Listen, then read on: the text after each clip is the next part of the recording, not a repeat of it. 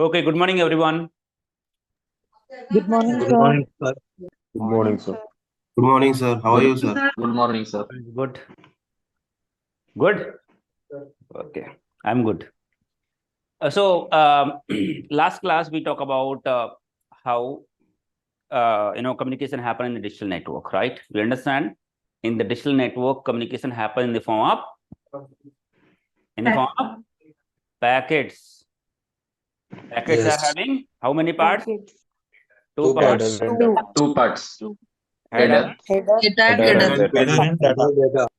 Right. Header contains Header. IP address, IP address. Source IP destination. IP address, destination, Destination source. address. right.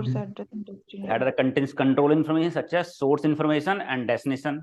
Source IP, destination IP, source port, destination port. You understand the use of port, right? Particular computer, there are 65,000 port number, 65,535, right? Out of that, any application that you are hosting on the server, you have to assign a port number, right? Understand? So actual data contains in the data part of the packet, right? So header is actually having the address. Whenever packet transmitted, sent from one place to another place, one system to another system, it contains the source and destination address, isn't it? And actual data contains on the data packet. Who carries this packet on the digital network? Who bring the packet from source to destination? Transfer protocols. Transfer protocol. Right? There are Protocols. two types: transfer protocol, Two. TCP and UDP, right? Transmission control protocol and user datagram protocol. right. I hope you watched the video in detail, right? Yes, sir. UDP and TCP. Yes, sir. Yes. What is three-way handshake protocol? Three-way It's a handshake method of process. stabilizing Three-way the handshake connection in process. TCP. Process. TCP. What When is we send the three-way message, handshake? acknowledge will be What is the received. use of? What is the use of destination. three-way handshake? Stabilizing the connection in TCP. Right. Acknowledge must be there. Connection established. Acknowledgement of the. If anybody asking what is three-way handshake, three-way handshake is the method of stabilizing the session in TCP protocol. TCP. Isn't it? Before the actual data transfer happens, TCP protocol stabilize the connection to check whether when sender send the packet, receiver is able to receive, and when receiver send the packet, sender is able to receive. Both and end-to-end connectivity should be checked. Will be checked using the TCP. We are using TCP protocol. It is not something that do not know. UDP does not know, right? Without knowing only to start transmitting the packet. That's the reason there are higher chances may be possible that destination is not up, destination is already down, connectivity is down still, UDP will start transmitting the data. But instead, in TCP, it tests the connection first by three-way handshake and stabilize the connection, right? Understand? SYNAC and ACK. Connection will be established. Then after once the data, then after that packet transmission, data transmission will start, and once completed, it will send the which packet? Reset packet. The connection will be reset or terminated. Understand? So OSI model we also understand. Yes or no? Open system interconnection. There are 7 layers. Switch work on which layer? Layer number? Layer number 2. Layer 2 and layer 3. What I explain you. Layer number? Layer number 2. And router? Third. Layer number 3. Layer number 3. Your browser? Network layer. Browser?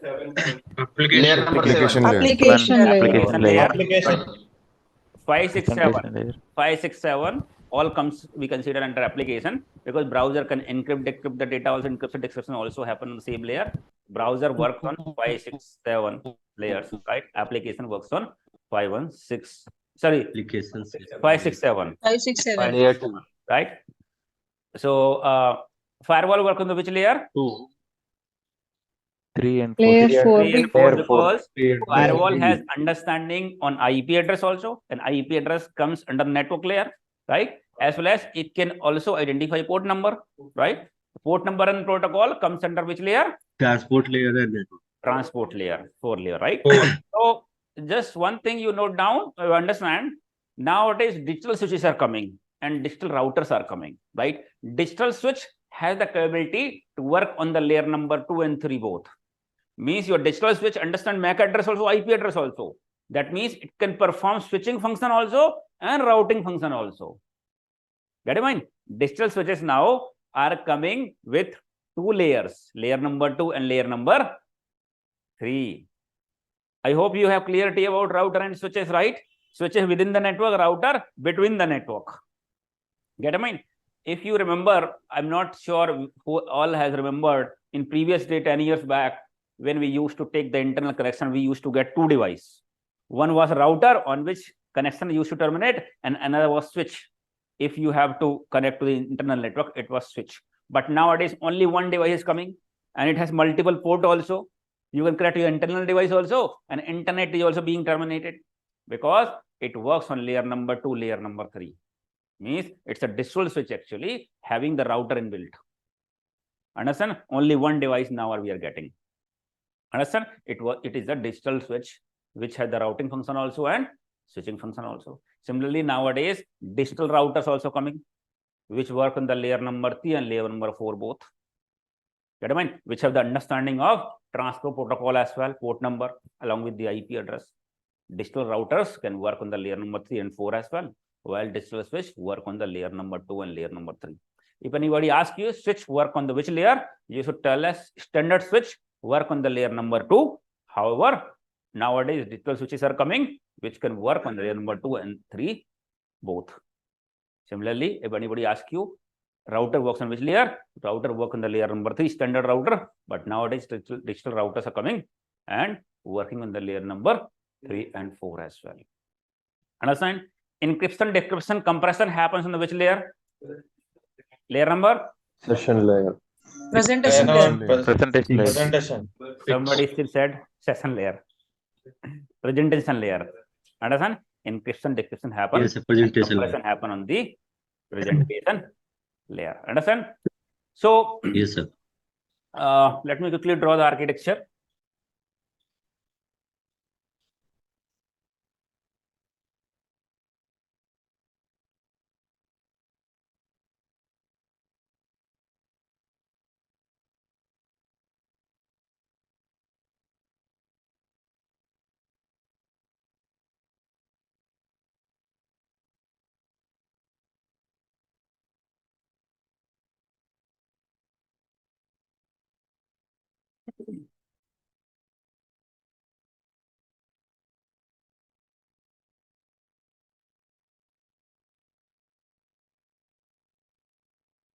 Now, last time we understood that using router switches, whatever we have done, right? We have solution the network, right? We have designer network. Now internal user can access the internet, right? Isn't it? Using netting, even a single IP address we have bought, configure the router and apply the netting, right? Network address translation, and resulting all user which is a part of internal network having even private IP can access the internet now. Isn't it? So we understand connecting to the internet means connecting to the public network. In the public network, there are good people and bad people also. Yes or no? If you go outside your home, you will find some bad people also, along with good people, right? So internet we call as public network. It's not a property of anyone, it's a property of everyone. That's the reason we call internet as a public network. Now you have office gate, right? Outside gate, anybody can come inside the company, right? To secure the company, safeguard the company assets, data and everything, we have security guard. Whenever anybody comes in the gate, security guard asks, Bhaiya, from where you have come? What's your name? From where you have come? Where you have to go, to whom you want to meet? Yes or no? It asks certain information and then check whether I have to allow it or not. Where it check, for example, the person is going for an interview. Maybe HR must have sent the call letter to him. So the person has to showcase the call letter. of any person is coming for the meeting, that person, inside person, must have sent a email to him, or must have sent information to security guard that okay, this person is coming, his name is this one, allow him.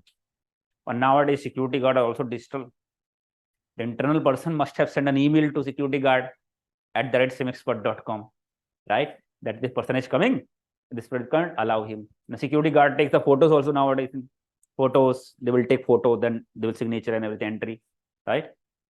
So based on this information, backend information means whether particular person has a pass or not, means call letter or not, or particular person, somebody has sent an email to allow him, and that means security guard will check the backend information. Based on that, he will verify whether the person is authenticate, means person has to be allowed or should not be allowed. If the person does not have call letter or has not got any email, then security guard will not allow to enter. Isn't it? Understand? If based on the backend database, all these detail, if security guard found that this person is legitimate and allow as per the information, backend information, that person will allow, otherwise will deny. And some companies has specific information. If the person has came for the HR department for interview, the person should go to HR department only. Maybe one security guard will go along with him. Okay, bhai, this is the HR department, you go there. Yes or no? So that he cannot go to the IT department, financial department, or any other department. Yes or no? Because this person came from particular address, has to go to the HR department. Yes or no? To meet someone, not to other department. Should not go some different department, isn't it? So that is done by security guard in this way, right? As well as in the critical companies which have the critical assets, critical information. When person goes outside, they check their bags, they check, scan. Yes or no? That the person might not have picked some critical assets or critical information. Means they filter out inbound information, person coming in, and they also filter out outbound information, means people who are going out. Yes, so that is you call a security guard. Maybe inside threat, insider threat also. The employee, they can steal any information, any data. Yes or no? That is the reason security guard ensure the complete security. Understand? Similar work, because our assets or internal network also connected to the public network. Bad people, good people, anybody can come inside, because your motive was to give the internet access to your people. But along with that, outside people, means bad people, cyber criminals, attacker, hackers can also come inside. But we have to secure our network also, like physical office, right? So what work is done by security guard in physical office? Same work is done by the which device? Firewall in the digital network. Behind the gate, on the gate, you have security guard. Similarly, behind the gate, you have the firewall. Same work, similar work is done by the firewall in the digital network. Isn't it? So firewall will deploy generally behind the router. The router is gate, right? Your gate is the router, right? Firewall is behind the router, means by a gate, and then we secure it. Understand? So for example, this particular user wants to access this particular machine, IP addresses, for example, 199.0.2.100. For example, this is the machine IP address, right? And this IP address is 173.0.1.20, right? Once this particular machine will try to access this particular machine, the communication happens in the form of packets, right? And again, packet will have two parts: Header and data. Header and data.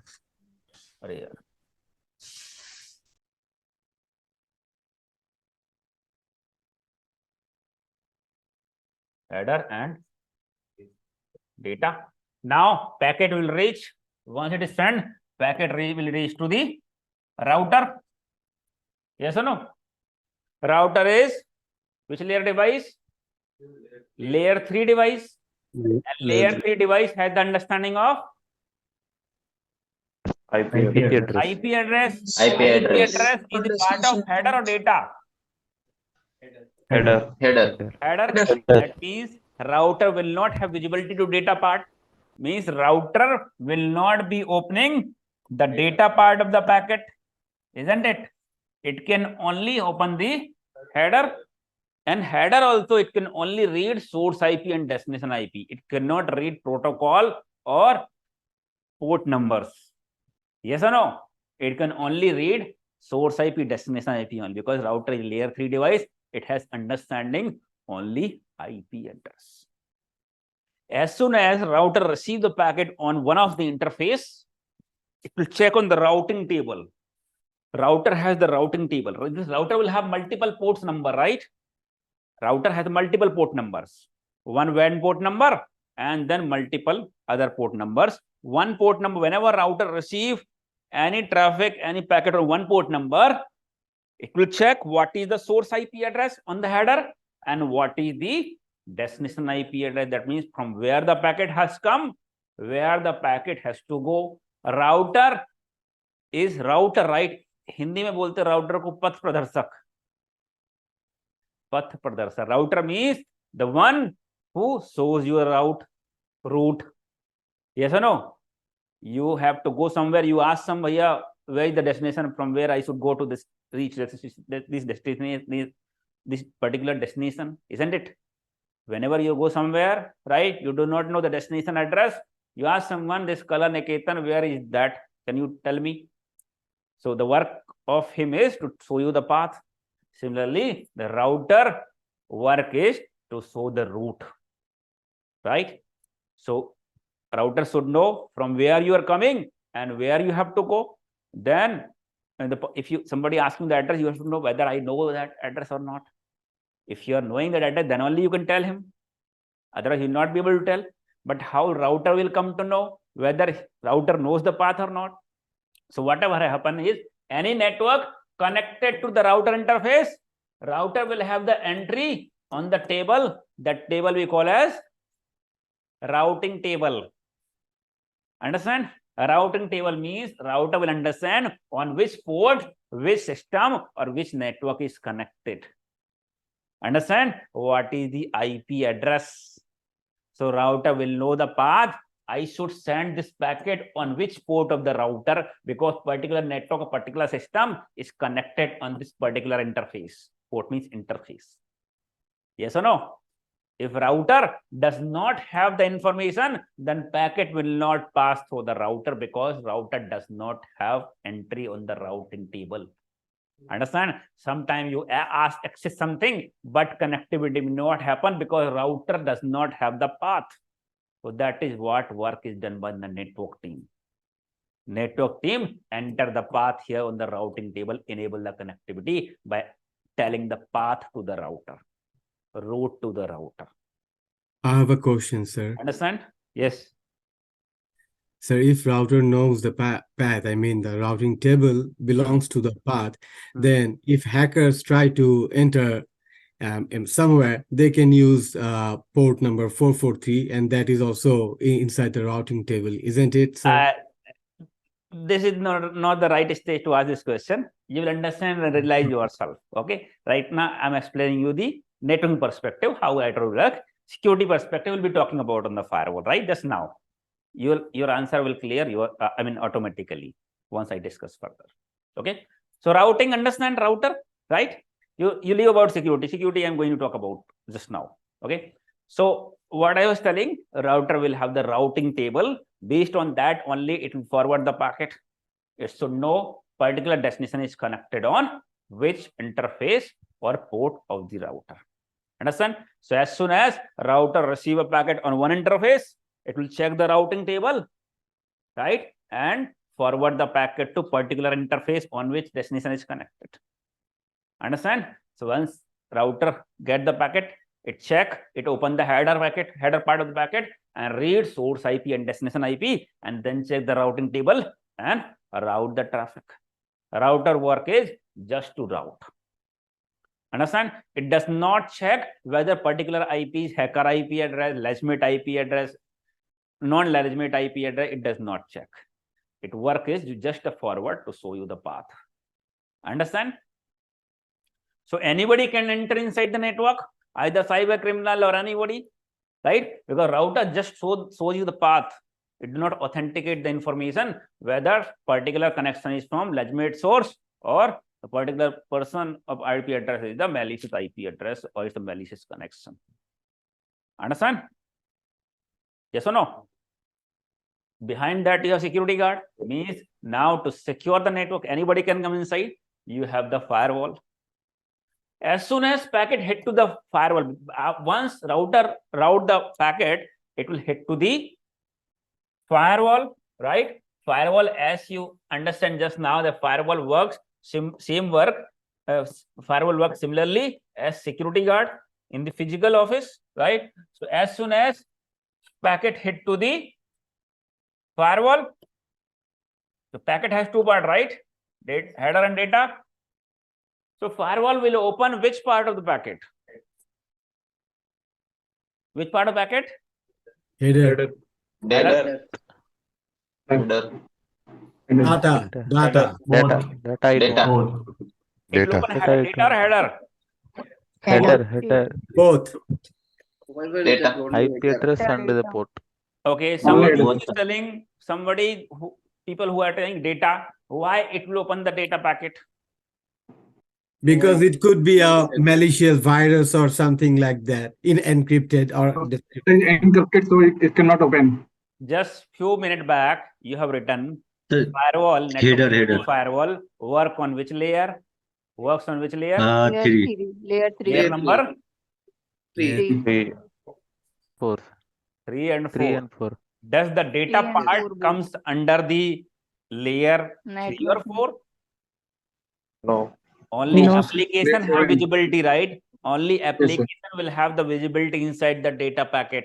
That means only your browser can see what is inside, isn't it? If you are accessing through website, or only your Outlook will see the email, contains on the email. That means data is the application information, layer number 7, isn't it? So how firewall can open the data packet? Cannot open, isn't it? Firewall is layer 3 and layer 4 device. So which part it will open? Header. Header. Header. Right? And which all information it can read? Port number.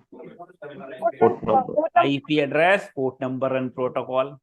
Means as soon as packet hit to the router of a firewall, it will open the header and read the source and destination detail. Means what is the source IP? What is the destination IP? Source port and destination port and protocol.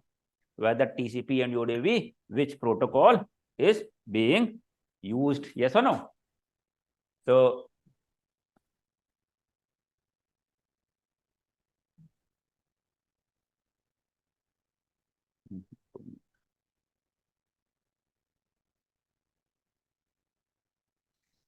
which protocol and port number? The important thing is source IP, destination IP means where the packet has come, where the packet has to go, right?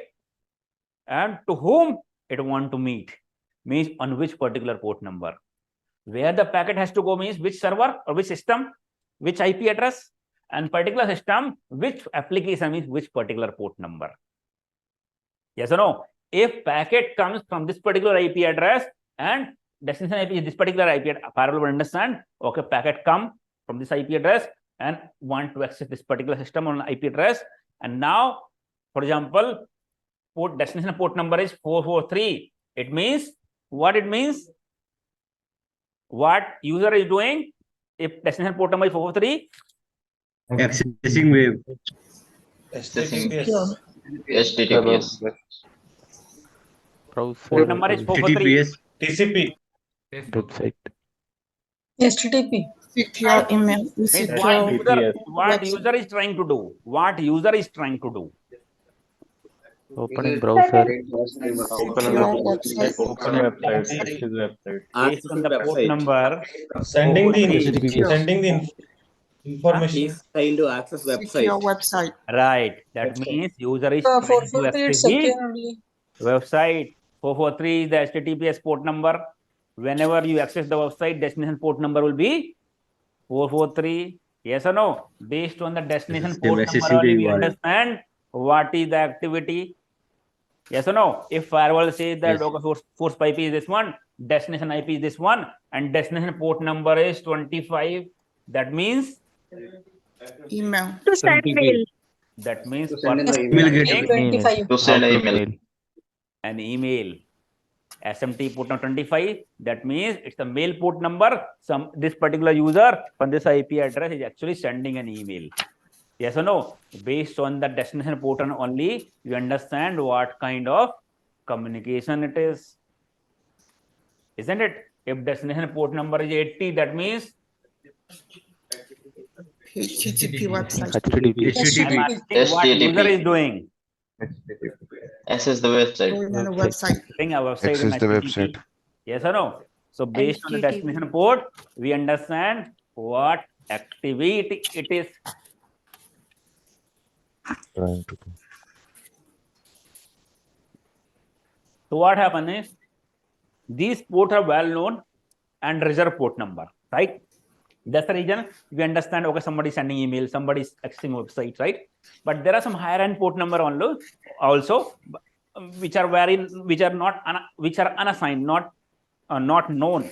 In that case, you may not understand what kind of communication it is. Get it, mind? Because anybody can use any free port number to host it any application, but these are well-known port number. That's the reason we can understand what kind of service the user is accessing. Mute your mic, please. Ready? So understand? So once packet hit to the firewall will open the header part of the packet and check from where the connection is coming and where the connection is going to. What is the source IP, what is the destination IP, what is the source port, and what is the destination port. Source port generally we do not consider, and for investigation perspective of firewall do not consider from security perspective, because source port can be any random port anytime. But the considerable port number is destination port, which defines what kind of service it is. Understand? So now, after reading source and destination information, firewall has to decide. Security guard, after knowing from where you have to come, where you have to go, he has to decide whether I should allow him or not. Similar work has to be done by the firewall. The connection came and going toward this particular IP address and destination IP address and port, whether it has to be allowed or not. So firewall has to decide. So on what basis firewall will decide whether the connection legitimate or not, means it's valid connection or not, or it's invalid, means suspicious connection, right? To ACL. So firewall has to decide, right? So security guard check on the backend database such as email or call letters. Similarly, firewall also has the backend database that we call as ACL. ACL means control list. Inside the firewall, there will be a table. Inside the firewall, there will be a table called as Access control. right. The table called as ACL, access control list, right? There will be a table inside access control list, right? For example, there are multiple vendors of the firewall. You have, for example, you have mobile, Oppo, Vivo, yes, iPhone, different vendor, all are mobile. Yes, no. Similarly, for firewall also, there are different vendors. You have Cisco ASA firewall, you have Checkpoint firewall, Fortinet firewall, multiple vendors. What are the firewall vendors? You have Fortinet, and firewall name is FortiGate. Fortinet is the company name. Fortinet is the company name, and product name is FortiGate. Yes, sir. Right? Palo Alto. Cisco ASA firewall. Cisco ASA. You have Palo Alto. These are some of the famous vendors. Palo Alto, right? Correct. You have Juniper also. and Checkpoint.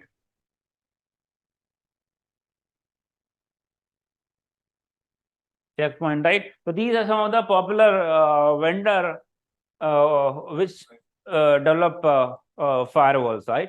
Checkpoint firewalls, Cisco, any of the firewall you will see, or multiple firewalls you can see, multiple vendor firewall you can see in your company, right?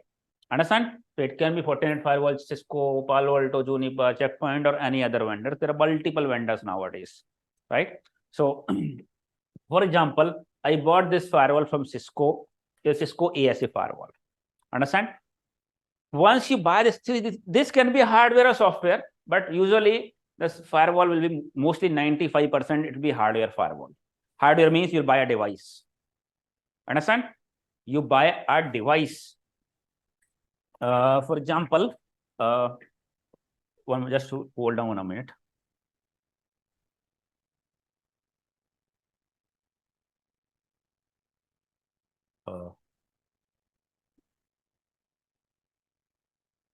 Who has turned on the camera, Kiran?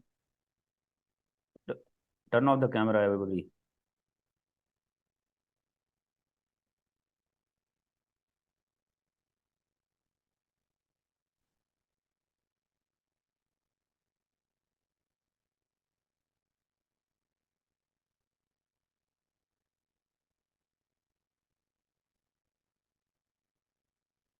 Look at see, firewall looks like this. These devices. Right? It looks like this. These are different vendor firewalls. This kind of hardware.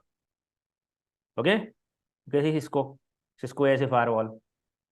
Depend on the model. Some will be small, some will be bigger, right? Depend on the capacity of the firewall. So it looks like this only.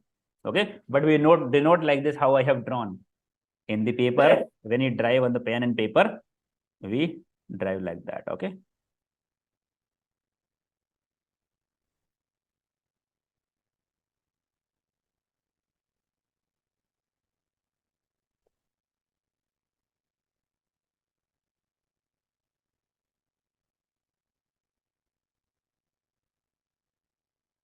So all this network device, security device, the size is almost similar, looks similar only, right? Because they have to be kept in the racks inside the company on the data center, the racks where we keep this. Because the routers are also looking like similar ports. You can see Cisco routers. You can see looks similar because on the similar stand rack that we call as, right? We keep one over the above, right? You can see one over the above. Firewall also maybe on the same rack, right? You can see racks, server, racks. You can see this kind of racks you will have where you keep firewall, router, server, everything. So that's the reason the size is almost remains same. Because see, on data center, if you go on the company server, like it does not mean the same devices. Different multiple devices are kept here, right? You can see this person what he is doing. Right, a data center engineer. You can see different devices. In front, you will see like this. In back end, you will see some cables like this. See, so many cables here. In our home broadband, it is inbuilt in router. It's a switch and router. It's a small home switch and router, inbuilt switch and router. Will be layer 2, layer 3. But in the companies, you will have multiple devices, so many devices, right? That's the reason it's a bigger, high capacity router like this. Okay.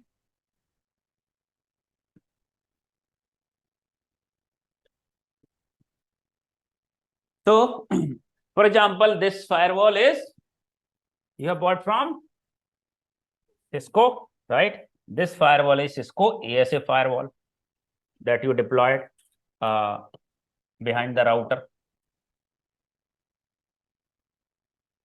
Cisco ASA, right? Once I buy this firewall from Cisco, right, I will deploy and provide the connectivity, right? I will connect. This router cable will come and connect to the firewall, and firewall internet network will be different port, different network will be connected on the firewall. This backside port number, right? So once I deploy it, I have to give internet access to my firewall. That means this firewall has to give the access to connect to the Cisco cloud. We bought the firewall from Cisco. Cisco had the R&D team. Cisco had their research team. which always does the research, which all the IP address might be involved in any of the malicious activities. Understand? Which IP address used to send phishing email, which IP address used to send phishing link which is associated with phishing link, phishing website, right? Which IP address used to send the malware email, spam categories, right? Different. You understand, right? You get different spam email, phishing email, malware email, some URL, phishing URLs, right? Phishing website. So they always do the research. Or particular IP address used by attacker to send some, to do some kind of attack activities in some companies, right? So these research companies collect such information. What is the IP address and port numbers are associated or might be associated in any of the malicious activities. Understand? They get the list of IP addresses and port numbers which are confirmed only. Get it, mind? Port number which are confirmed, okay, this must always use for malware communication. Understand? Because port numbers can be used internally for any other services also, from inside to outside the region. Generally, port number may not be blocked all the time, but it mostly update IP information. Get it, mind? Research company does the research because we have bought the file from Cisco. Then it's the responsibility of Cisco team to do the research and update this threat feed, means a malicious IP detail to the firewall. Yes or no? So they will always daily, all the time they do the research, and malicious IP list they will update on the ACL, which is inside the firewall. The name is access control list. The name itself suggests access control, means it controls the access. What has to be allowed, what has to be denied. That is the reason we call it ACL, access control list. Means this list controls the access. This list controls the access, what has to be allowed, what has to be denied in the form of the entry that रोटी में आपने घी क्यों नहीं लगाते? रोटी नहीं, वो खाना भी खा रहा साथ में ट्रेनिंग के टाइम पे. भैया I have to drop you with the meeting. sorry. If any such kind of noise will come, I will not tolerate. Okay, it disturbs the whole people. One person I have already put in the waiting room yesterday. If repeated such offenses, even a single mistake, it's an offense here. Okay, not a mistake, it's offense. So I was telling, Cisco team does the research, right? Which all the IP address the part might be involved in any kind of security, and they will update that list of IP address on the ACL and the firewall. Yes or no? So as soon as connection come and hit to the firewall, firewall open the header information and check from where the connection has come, where the connection has to go. If the source IP is the part of ACL, means the IP address might be involved in any kind of suspicious activity, then is the part of ACL, firewall will deny the connection. Understand? Firewall will deny the connection with the part of ACL. Understand? If it is not a part of ACL, firewall will by default allow the connection. Yes or no? If entry is there in the ACL, it will deny the connection. If not there, it will allow the connection. Understand? Clear? So this ACL is called a dynamic ACL. There are two types of ACL inside the ACL. There are two types of lists, dynamic and static. So this ACL, which is updated by the vendor, we call it dynamic list. Because there might be possible that one IP address is associated with malicious activities currently, but maybe after some time, few days back, the IP address may not be suspicious. It might be on good hand. Because there are not a static IP, dynamic IP address, sometime with you, sometime with someone else. Yes or no? So this team does the research, which all the IP address blacklisted, means have been used for the attack involving suspicious activity, which IP are not involved now anymore. So they add certain detail, certain IP address, sometimes they remove also, which are no more blacklisted. You will not believe that the list you have downloaded last year, 1 year back, for example, 30,000 IP address you have downloaded, which are malicious as per the today. If you check it 1 year back, 1 year later, maybe out of 30,000 only 10,000 IP are still malicious, 20,000 IP are no more malicious. Understand? So that is the reason the vendor such companies does not research only which all the IP addresses are involved in malicious, but which are not malicious anymore. Get it? Mind? That means this list is dynamic. New list also will be updated. As old entry, old IP which are no more malicious will also be removed from the list. Understand? That's the reason this list is dynamic list. Dynamic ACL. Understand? Another list is static ACL. So dynamic list ACL is updated by the vendor, their research team. Understand? This ACL we also call a signature. Signature, right? Signature means the information given by the vendor.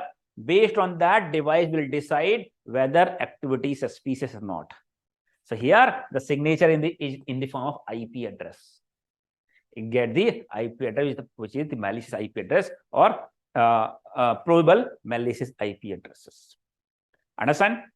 But this is a probable list, not a confirmed list. Certain time it is possible that some of the vendor, your customer, is accessing some applications, but they are not able to access. Why? Because your firewall has blocked the connection. And why firewall has blocked the connection? Because the IP is the part of ACL, malicious IP list. As resulting, firewall has blocked the connection. Get in mind? So if you want to allow, there are two things. Either you report to the Cisco saying that this particular IP is not malicious customer IP address, and you add it to malicious list. Understand? And that is the time-taking procedure, right? You have the option to allow yourself on the firewall on the static list. A static list is the list that you create the policy rule yourself. You allow, disallow any traffic yourself. That list called static list. That does not change automatically. That is the reason we call as static list or static policy. In the static list, we configure static rule or static policies. Understand? So I have the option here. I can create the policy. Okay, this particular source IP, from this source, connection towards any allowed. Any means any destination, it should be allowed. I can create this kind of policy. This source IP address, source IP this one, and destination IP can be anything in my network, and action is allowed.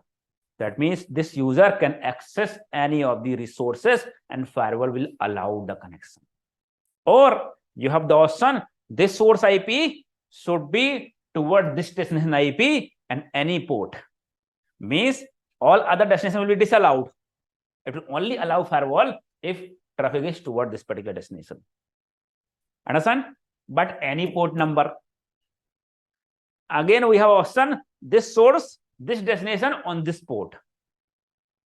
If I want to allow this particular destination, only port number 443.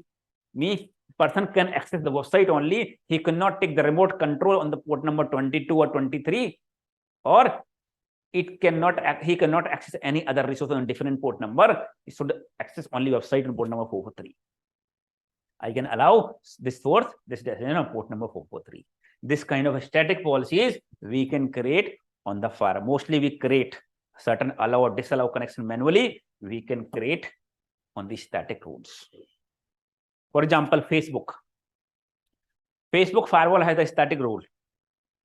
Any to means whenever anybody means any IP means from any IP connection to the firewall towards this particular Facebook server, means from any toward this Facebook server IP address and port number 443.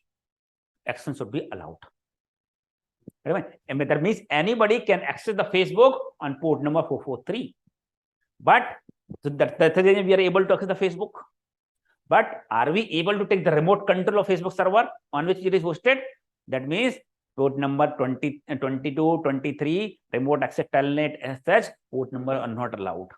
Are we able to send the DNS query to the Facebook server? No. That means all other ports are not allowed, blocked on the firewall. Only from any means anybody can access, right? As any IP address toward Facebook, this IP address and port number 443, action is allowed, rest all is denied. Understand? So this kind of static rule also we can create on the firewall.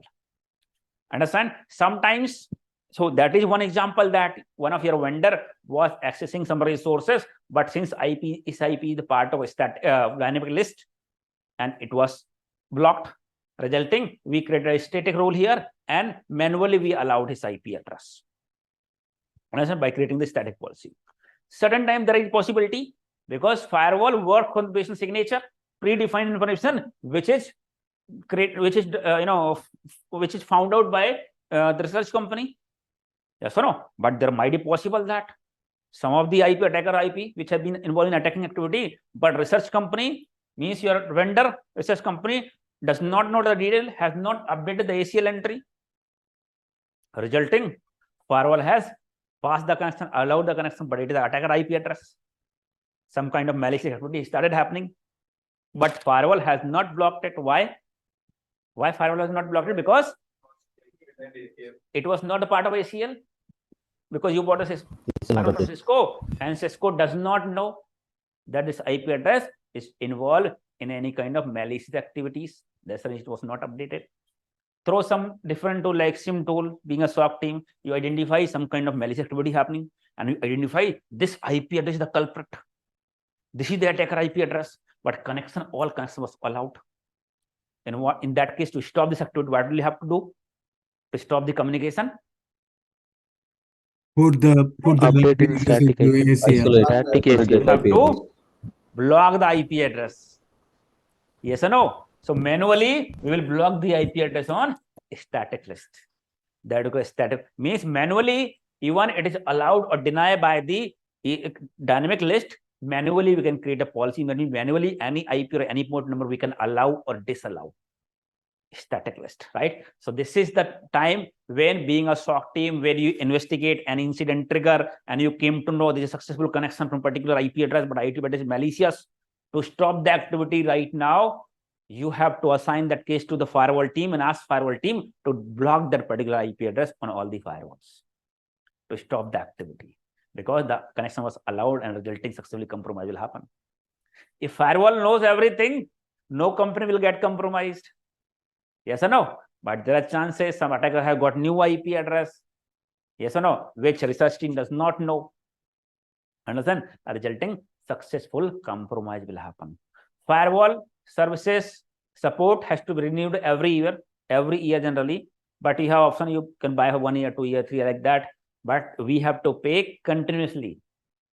Why we are paying every year or every 3 year based on the product versus support you have bought? If you bought the already hardware, it will allow or disallow, right? You have the ACL and this one. But static ACL rule you can write. But if you do not upgrade your support, renew your support, this dynamic ACL means this support company will start updating the signature, means dynamic list. Resulting new IP address will not be updating here. Understand? Resulting attacker will bypass the traffic with new IP address, because these research company will not be updating. You get the antivirus alert, right? Your antivirus signature is not up to date. Your antivirus license has been expired. Update to get the latest signature. Isn't it? Means antivirus client you already have, but they will not be releasing signature. That means new malware, new viruses will not be detected because your antivirus does not have new signature. Understand? So similarly here, if you are not updating your any device that you have bought, especially security device, if you are not updating your license support, in that case, new signature will not be updated. Understand? Clear? So this is, so firewall has the ACL. Based on that, dynamic and static. Dynamic ACL will be updated by the vendor, research company, and a static IP address means anything we can allow or disallow based on the combination of IP and port number. This IP toward this IP on this port number allowed. This IP towards any IP address on this port number allowed. This IP address toward this IP address on this particular port number, any IP should be allowed, right? The combination of IP address, port number, and action, we can build these static policies. Okay. Yes. Sir, most of the IP addresses in ACL will be static IP addresses. I think dynamic. What? No, I mean to say, if the signature has to be, as you said earlier, around 30,000 IP addresses found malicious. Will those be static IP addresses or anything static or dynamic IP dynamic? address? Anything with static IP address, No, it is it will not to be. remove, right? It may belongs to someone who has got It will it be changing. permanently. It can be dynamic also. That's why an IP address gets changed, right? No.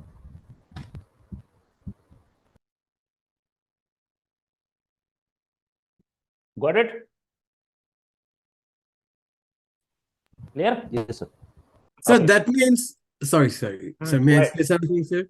So that means firewall is not, I mean, that much strong actually. Actually, the research and development team is strong.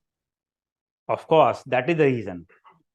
If they are a strong team, based on that we buy the product. How is the support? Support is most important. Yes or no? How is their R&D team? What kind of support, if any issues? What kind of support it is? The main concept is of threat feeds only. That means the information that sometimes you see you bought the antivirus, you have Trend Micro antivirus, and somebody else has Symantec antivirus. Some virus came, Trend Micro has not captured it as a virus, but Symantec has captured it because Symantec and this R&D team has captured it. They have very good research teams, right? And they got and captured this. They released the signature already, but Trend Micro did not capture it. It's all about the signatures. Understand? The functionality is almost same, but all about the signature, how frequently they are updating. Yes or no? Generally, when you buy this kind of devices, they will write on the paper how frequently they are updating the signature. Understand? For example, antivirus, for example, Symantec antivirus, update the signature in real time for critical signature. For critical viruses, malwares, which are, for example, some attack happened, recent companies, latest companies, some attack happened, recent attack happened. They will update a signature real time. As soon as they got signature, they will update.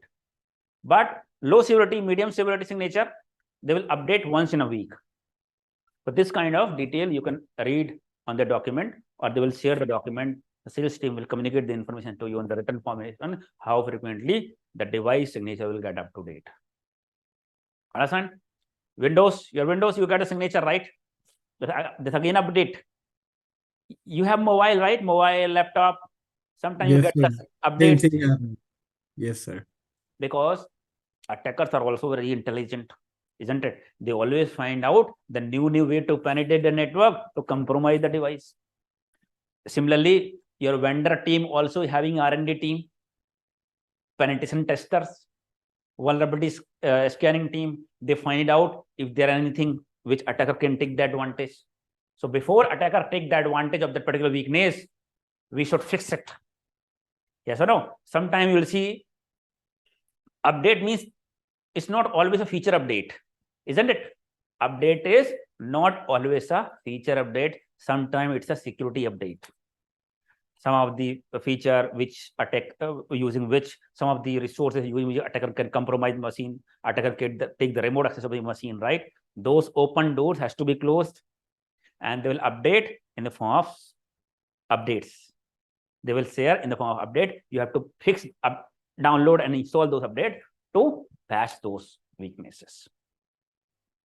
Understand? On the operating system or any of the application inside that may allow attacker, right, to come in your system, to compromise your system, isn't it? So those update has to be released time to time. One is, so when particular company vendor create the update, one is may possible some recent attack happen and vendor's device have been compromised. Then they have done the research, they have done the investigation, how the attacker has compromised the machine. They come to know, okay, this is the particular weakness, means vulnerability. In technical term, weakness we call as vulnerability. What we call as vulnerability.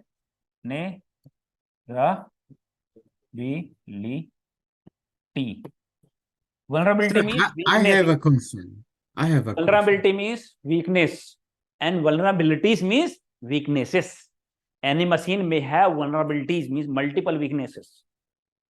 Understand? One moment. So what happens is, see, weaknesses means anybody, if this wall is weak, right? Anybody can come inside, break down the wall and come. So if the person is staying at home, right, they always see, okay, the water is coming inside, maybe it will get weakened, right? And they fix the problem. Similarly, when you are in the network, we should also see that our devices should not have any weaknesses. Otherwise, attacker can come inside. Yes or no? So we have so many devices. So now it's a responsibility of device vendor also. They also, because if their device will get compromised, companies will not trust on those devices, they will not buy. It's responsibility of the vendors also. They also find out if there are any weaknesses on their device, they will should fix it. So they come to know in two situations. First situation should not occur for any vendor. Otherwise, it's a time when their image will get down. If attacker has compromised their machine because of certain weaknesses, yes or no, then their team will come to know how the machine compromise happened. Okay, because of this weakness, then they will release the update, means patch. Update means patch to fix those weaknesses. That is one situation. Another situation which happens most frequently is they have their R&D team, right? They say, okay, any weaknesses present, right? They penetrate and scan the vulnerabilities. If they found any weaknesses in vulnerability, they will release the patch. Before attacker exploit the vulnerability, means whenever machine compromised, that means certain vulnerability was there, weakness was there, which attacker has exploited. It means taken the advantage of that vulnerability. That is called exploitation. Is there any weaknesses on the device, on the network, which attacker has taken the advantage, that we call exploitation. Means attacker has exploited the vulnerability. Understand? So the vendor released the update in two cases. In this case, security update. If machine has been compromised or device is compromised, they come to know what attacker has compromised. And second thing, their own team also does the research all the time. If they found it anything, before attacker take the advantage, they release the update so that attacker should not take the advantage. Time to time, they release the update. If you are not upgrading the support of your device, that kind of security patching means update also will not come to your device and you are vulnerable. For example, Microsoft has recently, recently stopped, means made Server 2012, Windows Server 2012, R2 and 2012, they have made end of life. Last year, Windows 7 has become end of life. End of life means Microsoft said that you have license, you upgrade to newer version, because Windows 7 and Server 2012 will not release the updates. It does not mean that whatever you have, server you have, 2012 Windows 7, you cannot use it. You can use it. People are using, but they will stop releasing the updates, right? Is it good to use any machine where the vendor has stopped releasing the update? No. No, right? That could be compromised anytime. There are some known vulnerabilities, right, which is not being patched. That means you have rain coming in your home, right? Slowly, it will become big hole, right? And after that, the whole house will get demolished. Collapse. If you patch the hole on time, everything will be fine, right? But Microsoft that if there is a hole, will not patch. Then hole will become big and house will get demolished. That means your system or your device will get compromised. Understand? Yes. Sir, yes, sir. So those vendor got R&D, as well as I think they got their own private hacker. So they will hack the customers and they will tell them, hey, update, do your update and pay the signature payment. Otherwise, you could get compromised. Could be. I'm just saying. I believe this is not going to happen. I mean, they will not have their own device. See, if I have customers divide. It is possible. It is possible. Why? Because they're kind of expand their business and to get money. Of course, many of the time, even security vendor, I'm not saying it publicly, but this is my own findings, my observation, my own view, that there might be possible that some of the security vendors are spreading the malware, right? And they have already created the signature on their own. For example, you have multiple vendor antivirus, right? Now antivirus vendor has spread the viruses, malwares to whole world, right? And wherever, whichever company, whichever system, their antivirus has been installed, their antivirus will capture, will detect, and other antivirus, they will not be able to capture. Then this antivirus company will that our antivirus is great one, is the best one. This big attack which happened, malware attack, even on only our antivirus has detected it, no other. So buy our product. Get it? So there are chances, but it's not publicly revealed. Nobody can comment on this, right? Otherwise, they can file a complaint against you. So we cannot name any company name, but this may happen. Okay, so that is the reason vendor also, as well as in our company, we also have our team. We have so many devices, right? May be possible that sometime vendor did not come to know any weaknesses, they have not patched it on time, or sometime they might have released the update, but our team has not installed the update, isn't it? So yeah, updates comes to your system, mobile, but until you do not install it, it will not get installed many times. Yes or no? You know, company also maybe certain device has updated, released the update, but you have not updated, and sometime device itself does not know and not release the update. May possible. So what I have to do is, or many of the time we do not update. Yes or no? So in the company also, there are team vulnerability assessment team. Generally, vulnerability assessment team also can be the part of SOC team. Vulnerability assessment team. What do you call as vulnerability assessment? That means find it out on the whole network, all the devices, network device, security device, servers, application, databases, right? If any of these devices are having any kind of weaknesses, right? So what we call as vulnerability assessment. Yes or no? The engineer will come and check, this wall is looking very weak. You have to patch this one. Okay, this window should not be open. Why unnecessarily you have 3 to 4 gate? You are coming from this gate only, right? If you have multiple gates, there are possibility. Sometimes you'll forget to close one gate. The surgeon at our home, we don't have multiple doors, isn't it? This door, this door, this door. Multiple doors means the chances of having bad people inside. Sometimes you forget. Don't give the chance for people to come inside. You have single gate, allow, disallow. Yes or no? So always we do the check our home also, right? If there are weaknesses. Similarly, in our company also, we have vulnerability scanning team, vulnerability management team, right? Which does the vulnerability assessment team, which check is there any weaknesses present, right? So we have thousands of devices. How you can check each and every devices? Yes or no? 1,000 devices. How you can check each and every devices, which is the weaknesses, which is not the weaknesses. You may not understand also. Then there are some company which says that you don't have to worry about that. We have R&D team. We have R&D team which does the research for every devices. Microsoft Windows, which all vulnerability is having. If you're using this version of Microsoft, which all vulnerability is having. If you're using this version of Microsoft, which vulnerability is having. If you're Cisco ESA, this vulnerability, what vulnerability is it having? Or to fix it, what you have to do. These vendor or devices become vulnerability assessment devices or vulnerability management devices. The vendor does the research for each and every devices, and they get the list of vulnerabilities for each and every. For example, this version, this vulnerability is having.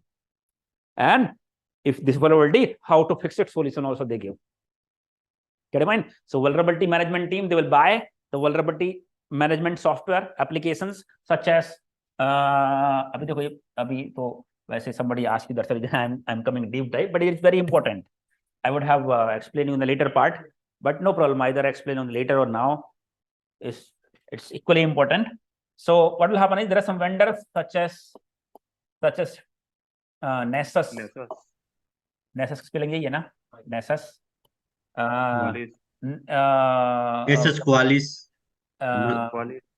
Qualys spelling क्या है? Qualys guard. हाँ, Qualys. Very famous. Rapid 7 next expose. Rapid 7 next expose. Rapid 7 का है Rapid 7 next expose. Rapid 7 is the company name, next expose is their product. And IP360. इसके साथ Tripwire. IP 360, right? These are some of the vulnerability scanning tools. For example, we have used Nessus, for example. In our company, we have Nessus, right? In the Nessus, you have to install Nessus, right? And give the connectivity to all your devices, right? Now, for example, now this Windows device I want to scan. लिख लिया था ना? नहीं लिखा था.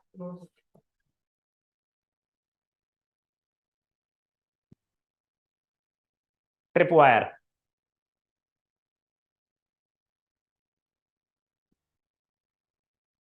Vulnerability team or penetration tester. I will tell you. I will tell you.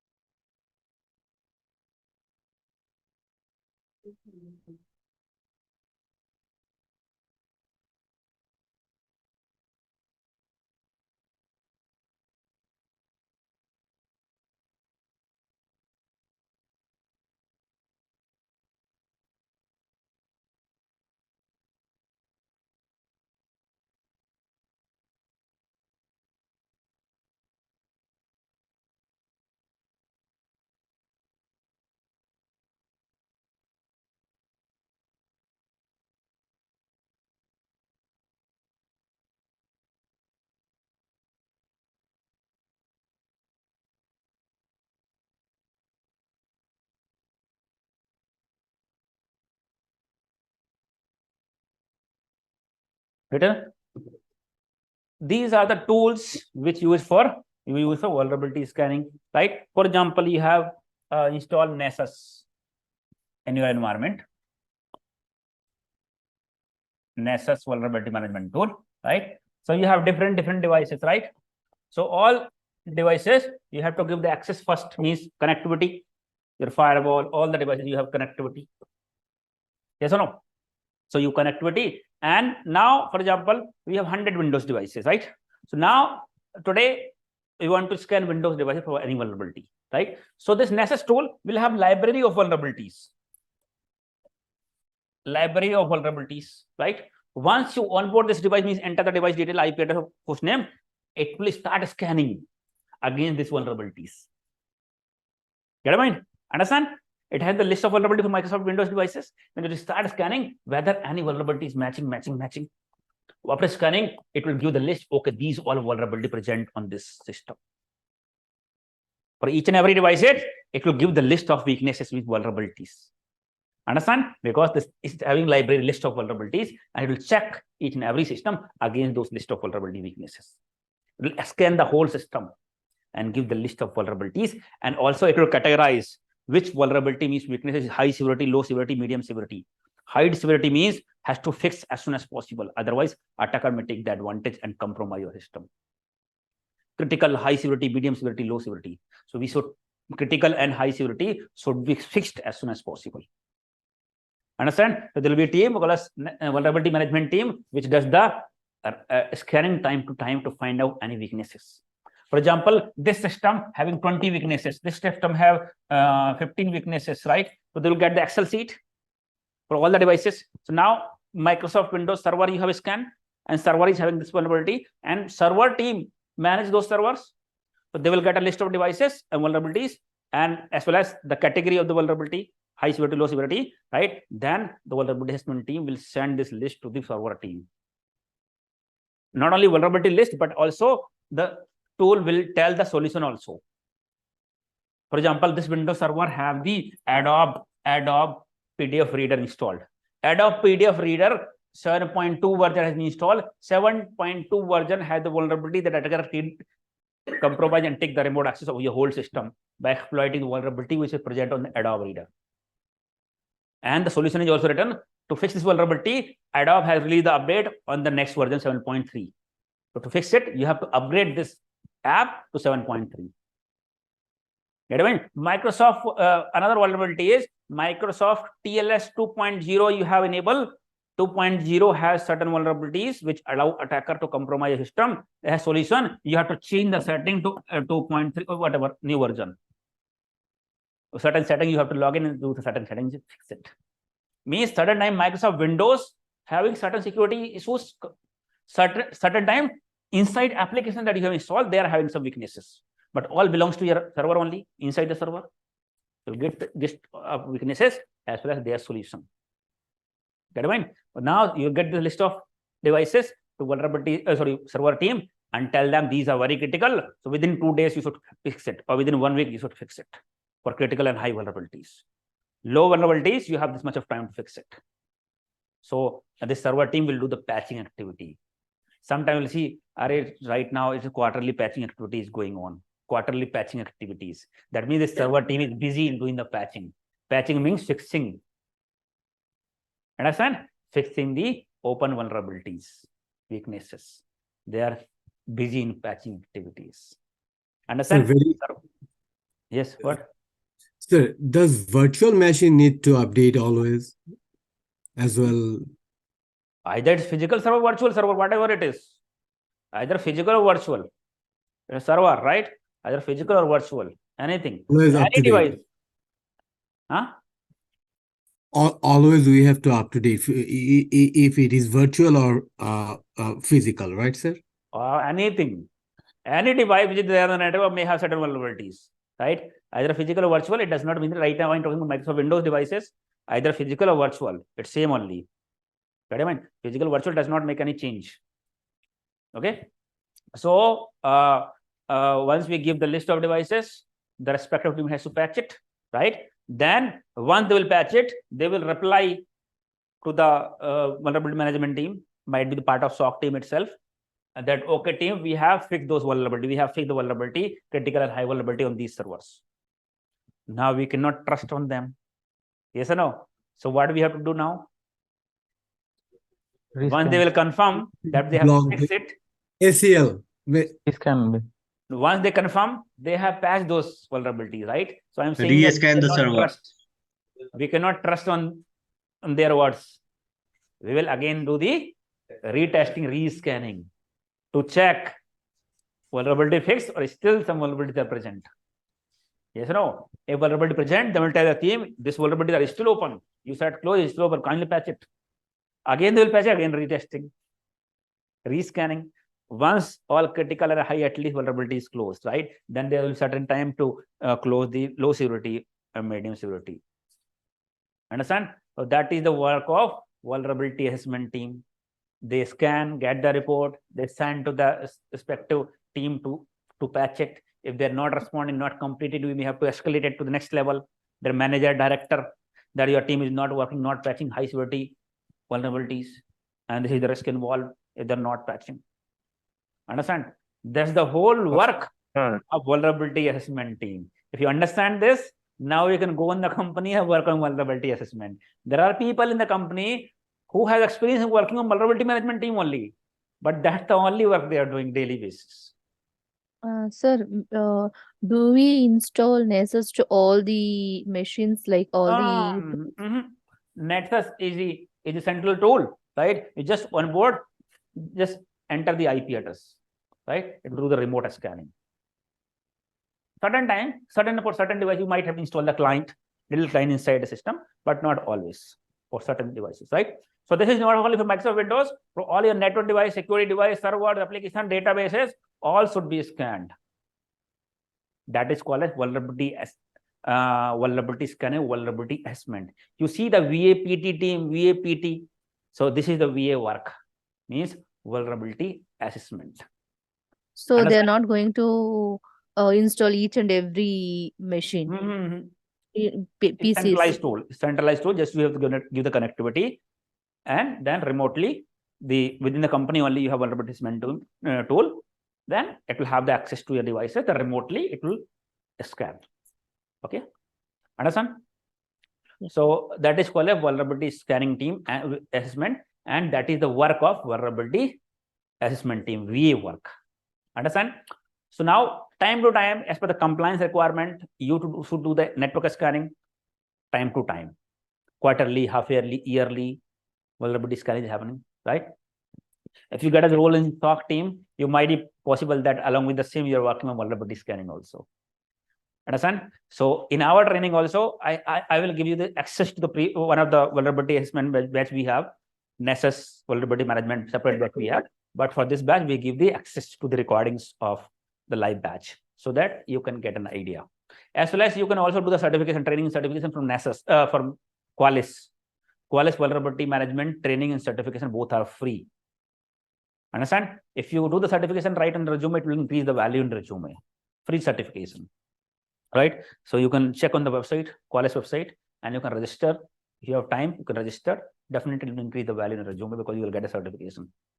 Understand? So you can do that. Somebody has the question, what is penetration testing? Generally, VAPT word you will see together. VAPT. VA means vulnerability assessment, we find out the vulnerabilities.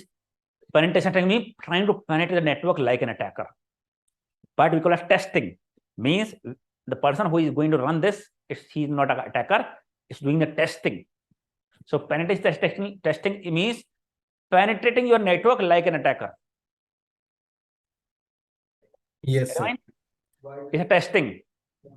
We also call it. Sir, is he also called as ethical hacker?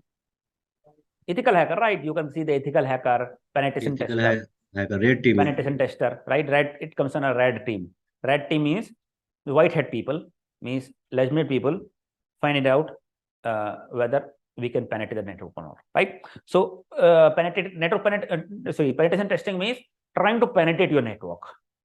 That means if you can penetrate, means attacker can also penetrate. So before attacker penetrate, we can penetrate and find out if there is vulnerability present, and then we can patch it. That is the reason we call it testing. Understand? So generally, penetration testing means compromising, targeting your network, penetrating your network like an attacker. So penetration testing is mostly not being performed by same company. For example, my company is SIEM XPERT. We have security team, SOC team, vulnerability scanning team. Vulnerability scanning team can be within the network of us, but penetration testing will be not our own team most of the time. Because we already know that what all devices we have, what is the vulnerability and anything about all our network detail, we already have it, right? If we do the penetration testing ourselves, does not make any sense because we are already knowing about the network. Attacker do not know about your network, do not know what devices you are using, what vulnerabilities you are having. Or you have a vulnerability or you do not have vulnerability. Do not know that IP detail. But our team has all the detail. If they perform the vulnerability penetration testing, does not make any sense. So penetration testing is generally done by the people outside your company, not the part of your employee.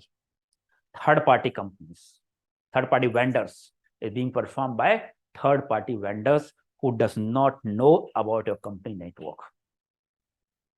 Understand? So they will perform the penetration testing like an attacker. If they can penetrate and compromise your network, you understand, attacker can also penetrate and compromise the network. They perform the activity like an attacker. Understand? That is the reason it is being performed by the third-party vendors. Understand? Vulnerability penetration testing is very challenging job. Very challenging job compared to SOC, right? But the only challenge here is, it's a very good job, very challenging, very interesting. The challenge is there is not every company required vulnerable penetration tester because it is done by the third-party vendors. Third-party vendor is performing the penetration for this company also, this company or this company or this company also. And this is not a continuous activity. Means you do not do the penetration testing every time, every day. Once in a year, twice in a year, thrice in a year, quarterly, yearly, or half yearly. Not every day. Hence, the requirement demand of penetration tester is very, very, very less compared to SOC. If something is very challenging, very interesting work, but does not pay you, does not make any sense, isn't it? Because everybody work for the, at the end, money. If demand is less, of course, you'll get less growth, isn't it? That is the reason. Red teaming, that means penetration testing, ethical hacking, is very challenging job, but it does not pay you how much effort you put. Understand? That's why we are here in SOC. SOC work all the time. Almost all the industry required now SOC people. Understand? So you want to do the job which is challenging but not paying much, or you want to do the job which have a better growth? Second one. Understand? Of course, everybody should go for second one. Yes, right? sir. Go with the flow. Go with the flow. Understand? So that is the work of VAPT team. So generally vulnerability scanning team. What happens is, see, VAPT, why we call it VAPT? Because even third-party vendors, when they will perform penetration testing, first of all, they'll find out the vulnerability. See, this Nessus, Qualys, and all tool is not being used by the company to scan the vulnerability on their network. This kind of vulnerability scanning tool is used by attackers also. These scanning tools are being used by the attackers also, because attacker also has to find out the vulnerability, right? If they find the vulnerability, then only they can take the advantage and penetrate the network. Understand? But they also do the network scanning to find out any weaknesses, then they can exploit the vulnerability.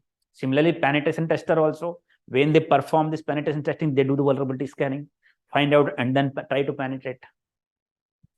Understand? Then network has been penetrated, then they come to this web, we have done this kind of attack activity. This was the vulnerability which was open, and we took the advantage. Clear? There is also one term, bug bounty. What is bug bounty? Bug bounty is nothing but again a vulnerability. Bug bounty is, bug means any weaknesses or any feature which is not correct, right? We call a bug.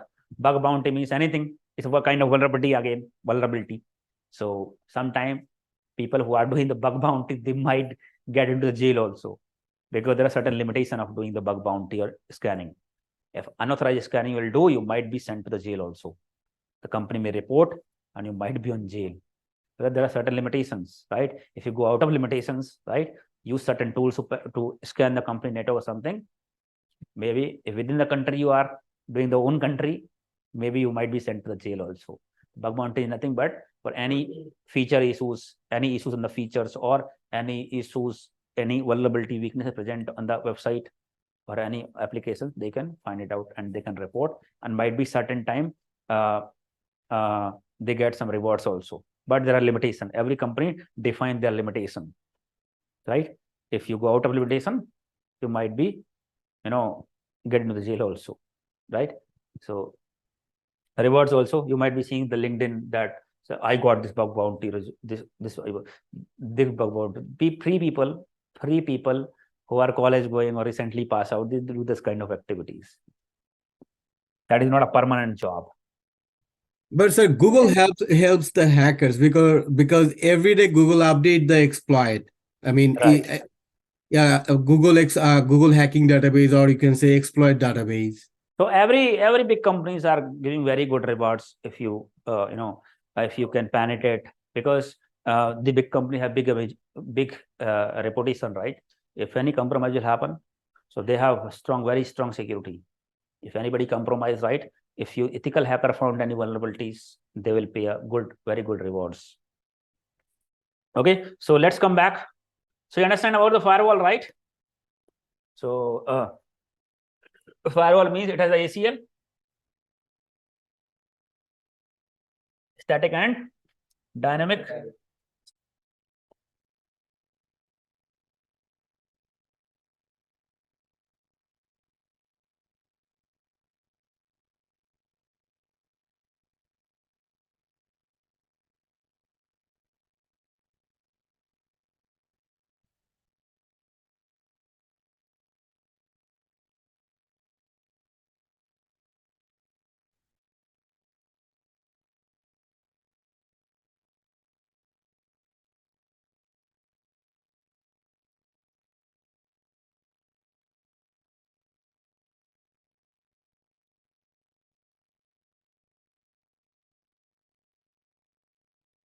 Never understand any connection means any connection coming in and or going out, it will be intercepted by the firewall.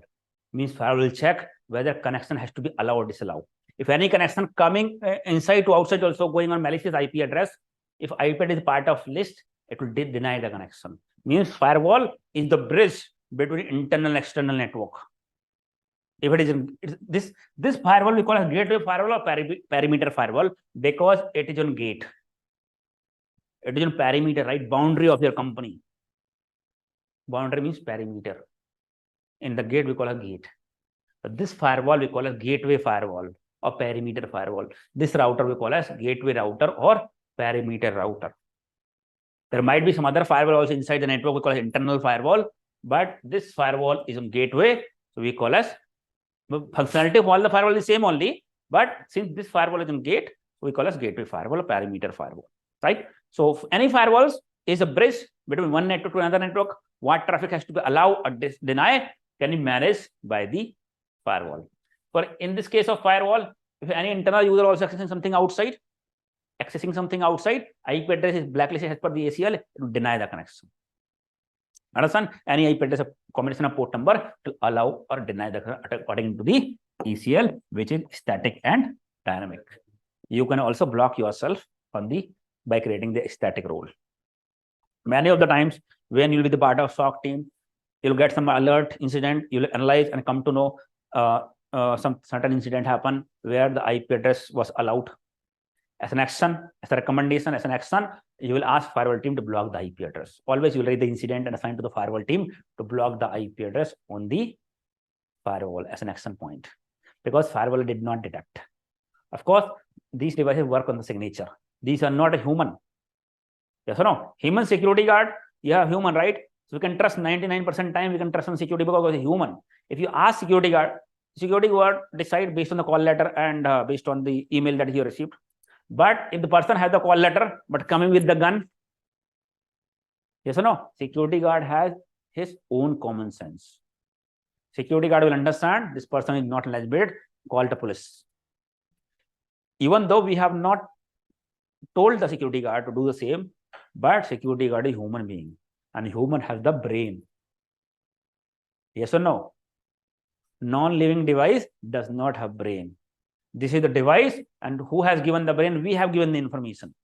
So whatever information, whatever programming information that we have done on the device, based on that only, it will decide what has to be denied, what has to be allowed. If we have not defined any detail, particular IP, we have not updated, firewall will not take any action, will allow the traffic because it cannot sense itself. Understand?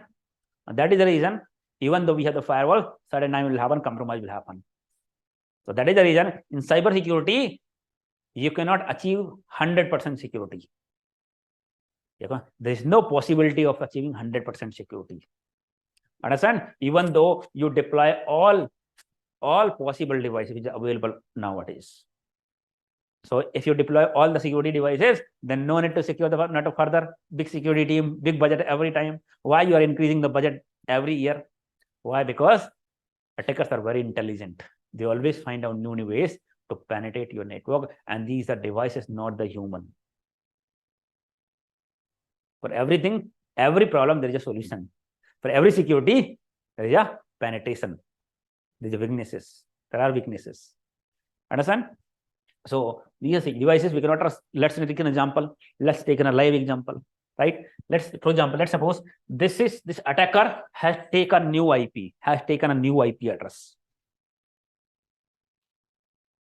Understand? Or possible that this particular user, right, is accessing this particular device on port number 443. Means port number 443. Understand? So once connector hit to the firewall, after router, firewall open, where the connection is coming, where the connection is going. It will check source IP. Source IP is for this one. In ACL, it will check it is not malicious. IP address is not malicious. And port number, because attacker has got a new IP address, which is not a part of malicious list ACL of the firewall. Port number is 443. But 443, because this is a website, if IP address is not malicious, 443 traffic is allowed for everyone. But this particular source, port number 22, 23, 25, all are not allowed. But 443 is allowed for everyone to access the website. Yes or no? Now the traffic is on 443. Firewall will allow the connection.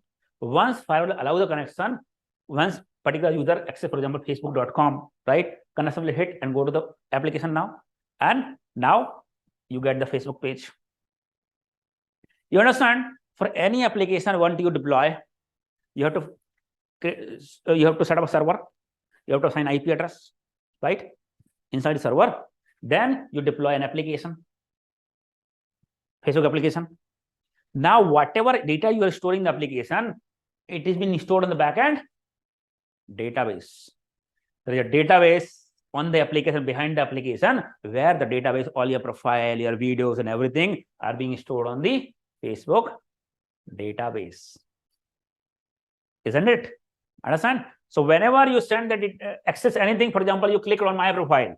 You click on my profile, again new connection will get generated, new packet will get generated, new connection, new packet will get generated. Again hit to the router, then firewall understand, okay, same IP address, same destination, port number 443, it will allow.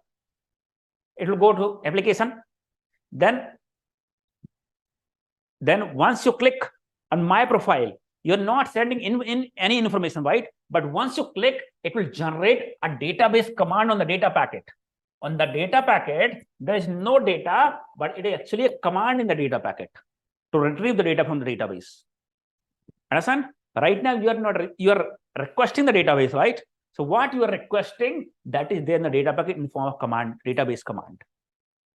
So once data packet is sent, it will reach to the application. Application will understand the data packet, and it will understand there is a command to retrieve the database. Get and post, we call it get and post. Right? That command will be there on the database. Application will understand, and it will run that command to the database to retrieve the data.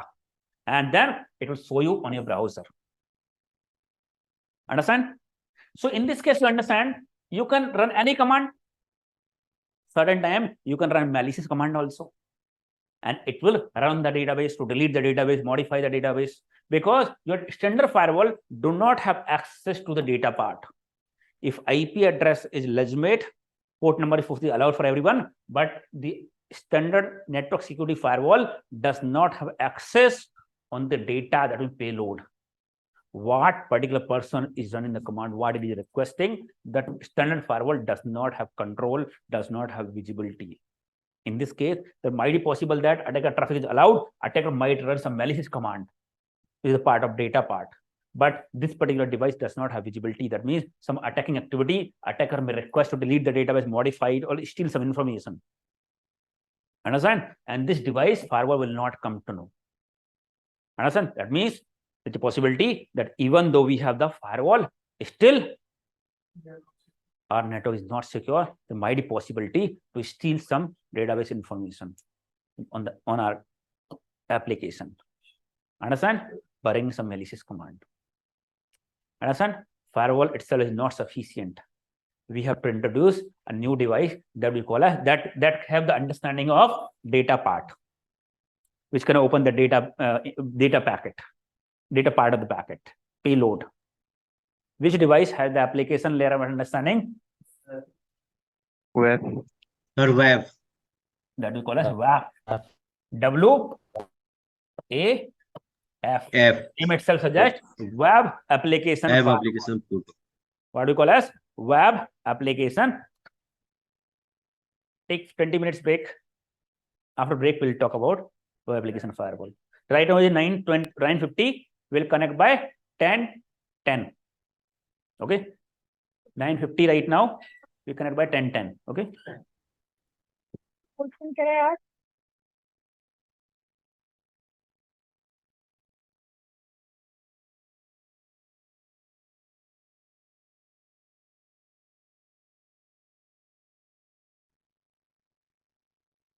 Okay, welcome back.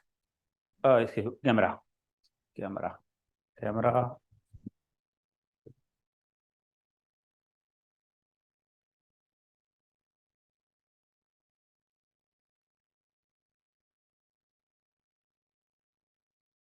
Okay, so we were talking about web application firewall, right? Which work on the layer number 567, right? Application layer, right? Which has the visibility of data part of the packet. What contains the data, right? Web application firewall will have the data part. The name itself suggests web application firewall. So web application firewall we use to secure web applications. Any website or any application that you give access to the outside user, right? To secure those applications, we use web application firewall. That means web application is not for all other communication, right? Inside to outside. It's only for web applications. But inside your company, if you have any website or any web application such as Facebook, such as Amazon, ERP application, right? Flipkart, right? Their business on this application, only web application, right? So to secure those web applications, so that to stop this malicious activities, we have to deploy web application firewall. Web application firewall will have the access to the data part of the packet. It can open up and check what data is being transmitted or what data is being requested. Understand? So because network and security means layer 3 and layer 4 is already being filtered by the firewall. Rest is data. So data part will be filtered by the web application firewall to check what command is being run. Now, web application firewall will also have the ACL, which is the signature list of malicious commands or unauthorized commands, right? Will be updated by the vendor as well as can be updated by statically by yourself. What command has to be allowed, what command has should not be allowed, we can add on the static ACL. Understand? Based on that, even though your IP address is not blacklisted, but what command you are running, what data you are requesting, it can be checked by the web application firewall. So web application firewall is only for securing the web applications. Got in mind? That means you can see it here. Let me draw the architecture.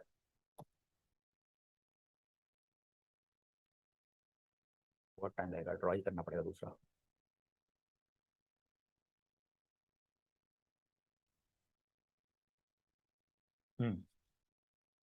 Web application firewall. For example, you have certain web applications, right? Which you want to give the access to the outside. You know what happens?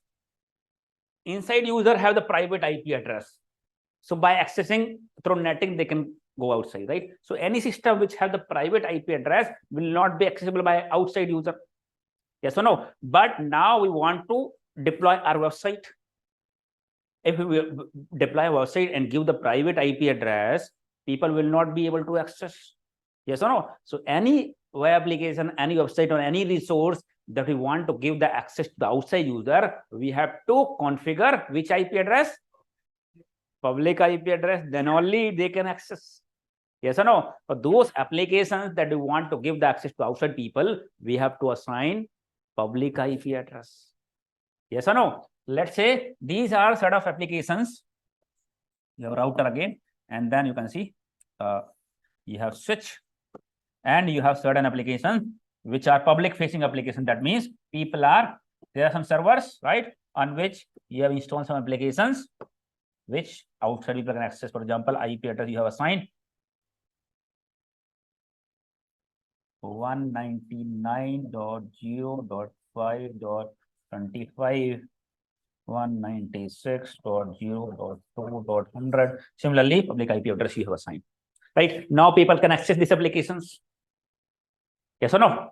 Understand? That means firewall has allowed the traffic here toward this public application, right? Now there might be possible that on the data part of the packet, some malicious command will run, and it will go and run on the database, right? So these are the web applications. So the name itself suggests web application firewall. So web application firewall will deploy to secure web applications only. See, this particular file, network security firewall, whatever traffic is coming and going inside, all will go through this firewall, network security firewall. But web is only for web application. So behind the web application, we deploy this firewall. You see, this firewall will be deployed here, not here. All other traffic will not, your email traffic will not go to the firewall. Any other, whatever port number in 80 and 443, whatever traffic is coming on port number 80 and 443 in public network, web traffic is coming on which port number? 80 and 443, HTTPS 443, and 80 means HTTP will come through the to the application. That means that traffic only will intercept to the web application firewall. Rest traffic will go like 25, 20, 23, whatever DNS, although the normal firewall, it will not be intercepted by the WAF. Only traffic which is coming on the web application, which is on port number 480 and 43 will be intercepted by the web application firewall. Means it's application traffic, web application. Understand? We'll consider just before the web application, we have application firewall. Understand? And it will filter the firewall, then hit to the WAF. WAF will open the layer 7 information, will be application data packet, and check based on the ACL whether it has to be allowed or denied. Understand? So to secure the further web application, we deploy the web application firewall. It has the combination of various commands. For example, whenever you access, for example, irctc.com, you enter username and password, right? When you enter irctc.com, you got the page. If you did not get the page, that means maybe firewall has blocked it. But once if you get the page, that means firewall has allowed the traffic, then only you get the page. Yes or no? Now you log in. Once you log in, for example, 2-3 times you log in got failed. After that, you might get the captcha. Your web application firewall will understand that it can be the brute force attempt. Somebody is trying to check with a different password. The captcha will come through web application firewall. Might be somebody is attacking on the web application by doing the brute force to gain the unauthorized access, right? So this captcha also will come through web application firewall. So web application firewall is for web application security, which work on the application layer as the part of the data packet access. Understand? And it is just before the web application. Normal traffic will not go through the web application firewall. Normal email communication, you access any website, right? All will not go through web application. Only to secure this application from outside user, we use web application firewall. Your website is hosted. Maybe somebody from outside user attacker can attack. To secure this, we deploy web application firewall. Understand? So you understand that here, you know what? In the network, you will have different zones. You understand here, we are allowing outside people, right? Ideally, outside people should not come to the internal network. Yes or no? But here you can see outside people you are allowing to come inside. With me, public IP direct people can come inside here. There might be possible that instead of going here, they can go here also. Because you are allowing them to enter into the network. Yes or no? So whenever we have this application for which we want to allow outside people to come inside, right? We need some extra security and we divide our network into multiple zones. For example, in your home, you have gate, right? In your home, you have gate. People can come and sit on your living room. After living room, you have one more door. Certain people are restricted till your living room, not to go your dining or not to go your bedroom. Certain people are restricted to come to your dining room till dining room, not to your bedroom. Certain people can come to your bedroom but cannot open the wardrobe. Certain people can open the wardrobe but cannot open the locker. Yes or no? Means multi-layer security you have. You divided the restrictions to certain people who can access this systems here should not go here. Mind we should have some door here. Yes or no? Which can filter out further traffic, isn't it? So we divide the boundaries. We divide the boundaries. Okay, these kind of access, these people only can come in this network. These people come this network. This sort of resources on this network. So we subdivide your network in the form of zones based on the accessibility and based on the data those systems are handling, those servers are hosting. Understand? Keep note.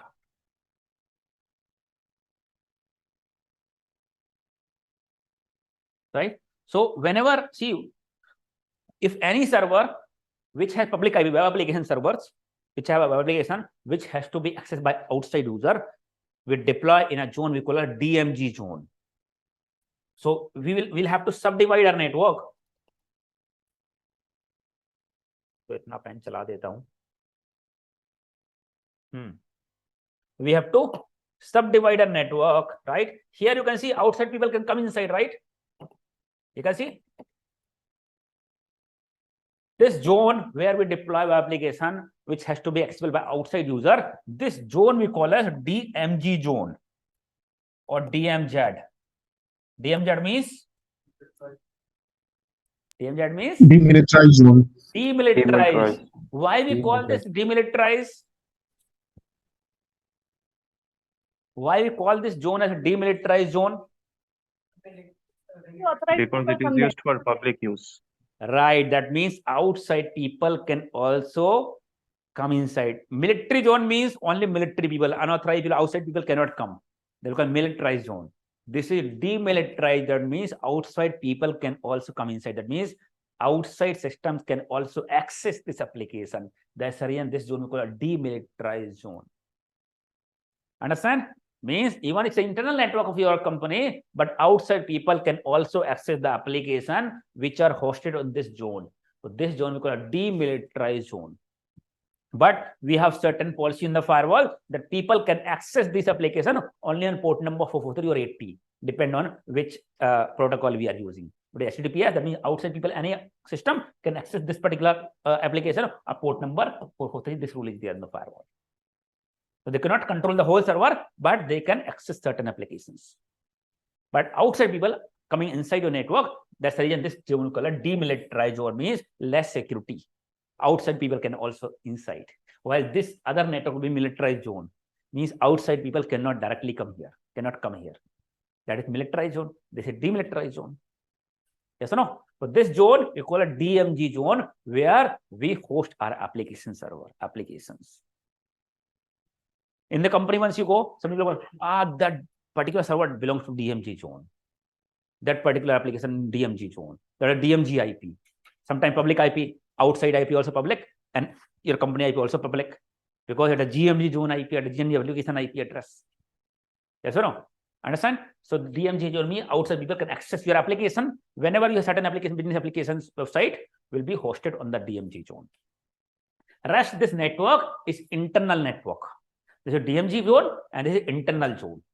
Internal zone also certain times can be subdivided in multiple zones. Your internal network, right? In internal network, you have, for example, your company, financial company, right? Keeping debit card, credit card information, user ID, password information of your net banking, right? So they will have certain server which are keeping such kind of information. Debit card, credit card information, very critical. Inside the company, you have those servers, right? But not everybody should be able to access those servers, even internal employees. Only few people, set of people should be able to access, right? That means if those set of system that this particular zone is having, they will have extra security and they will have different accessibility. Understand? Because having the directly credit card, debit card, user ID, password information, that means directly money, isn't it? So this zone we call as PCI zone. PCI. It's inside your network only, but PCI zone, they will have again. So how you subdivide your network from different network, you will have firewall further. This is the gateway firewall. Again, you will have a firewall here, which have a more restricted rule. Anybody can come inside here, can go here, but cannot go here. It's a deny rule for that in the firewall. Understand? So from here to here they can go, but there to here you have another firewall, another door. In the bedroom you have door. This is the bedroom door. You have restricted policies. Now we can hear inside people can also access this server, or some attacker can compromise here, can access this, or inside people can access this. So you have another firewall before GMG. You will have another firewall. We call it for PCI. We call it PCI firewall because this zone is for PCI firewall. Yes, you mind? Understand? So we can configure further restrictions, right? That even these people cannot access this. Only certain people which are working on data should be able to have access, right? Even internally we cannot access this. So we can subdivide our network based on accessibility. Understand? What people or what IPs or what system should have access to those. server system, right? So we can deploy. So see, now 1 firewall, 2 firewall, 3 firewalls. This is gateway firewall. So inside your company, they may have multiple firewalls to define the accessibility till where people can access. Understand? So it is recommended you use multi-layer, multi-vendor devices. It is not only the word Cisco firewall here, Cisco here, Cisco here. Because if attacker can compromise this firewall, it has, for example, this firewall does not have signature. Cisco firewall. Then this is again Cisco, this is again Cisco. All firewall will allow the traffic. If the attacker has exploited the vulnerability of this device, it can penetrate the whole network.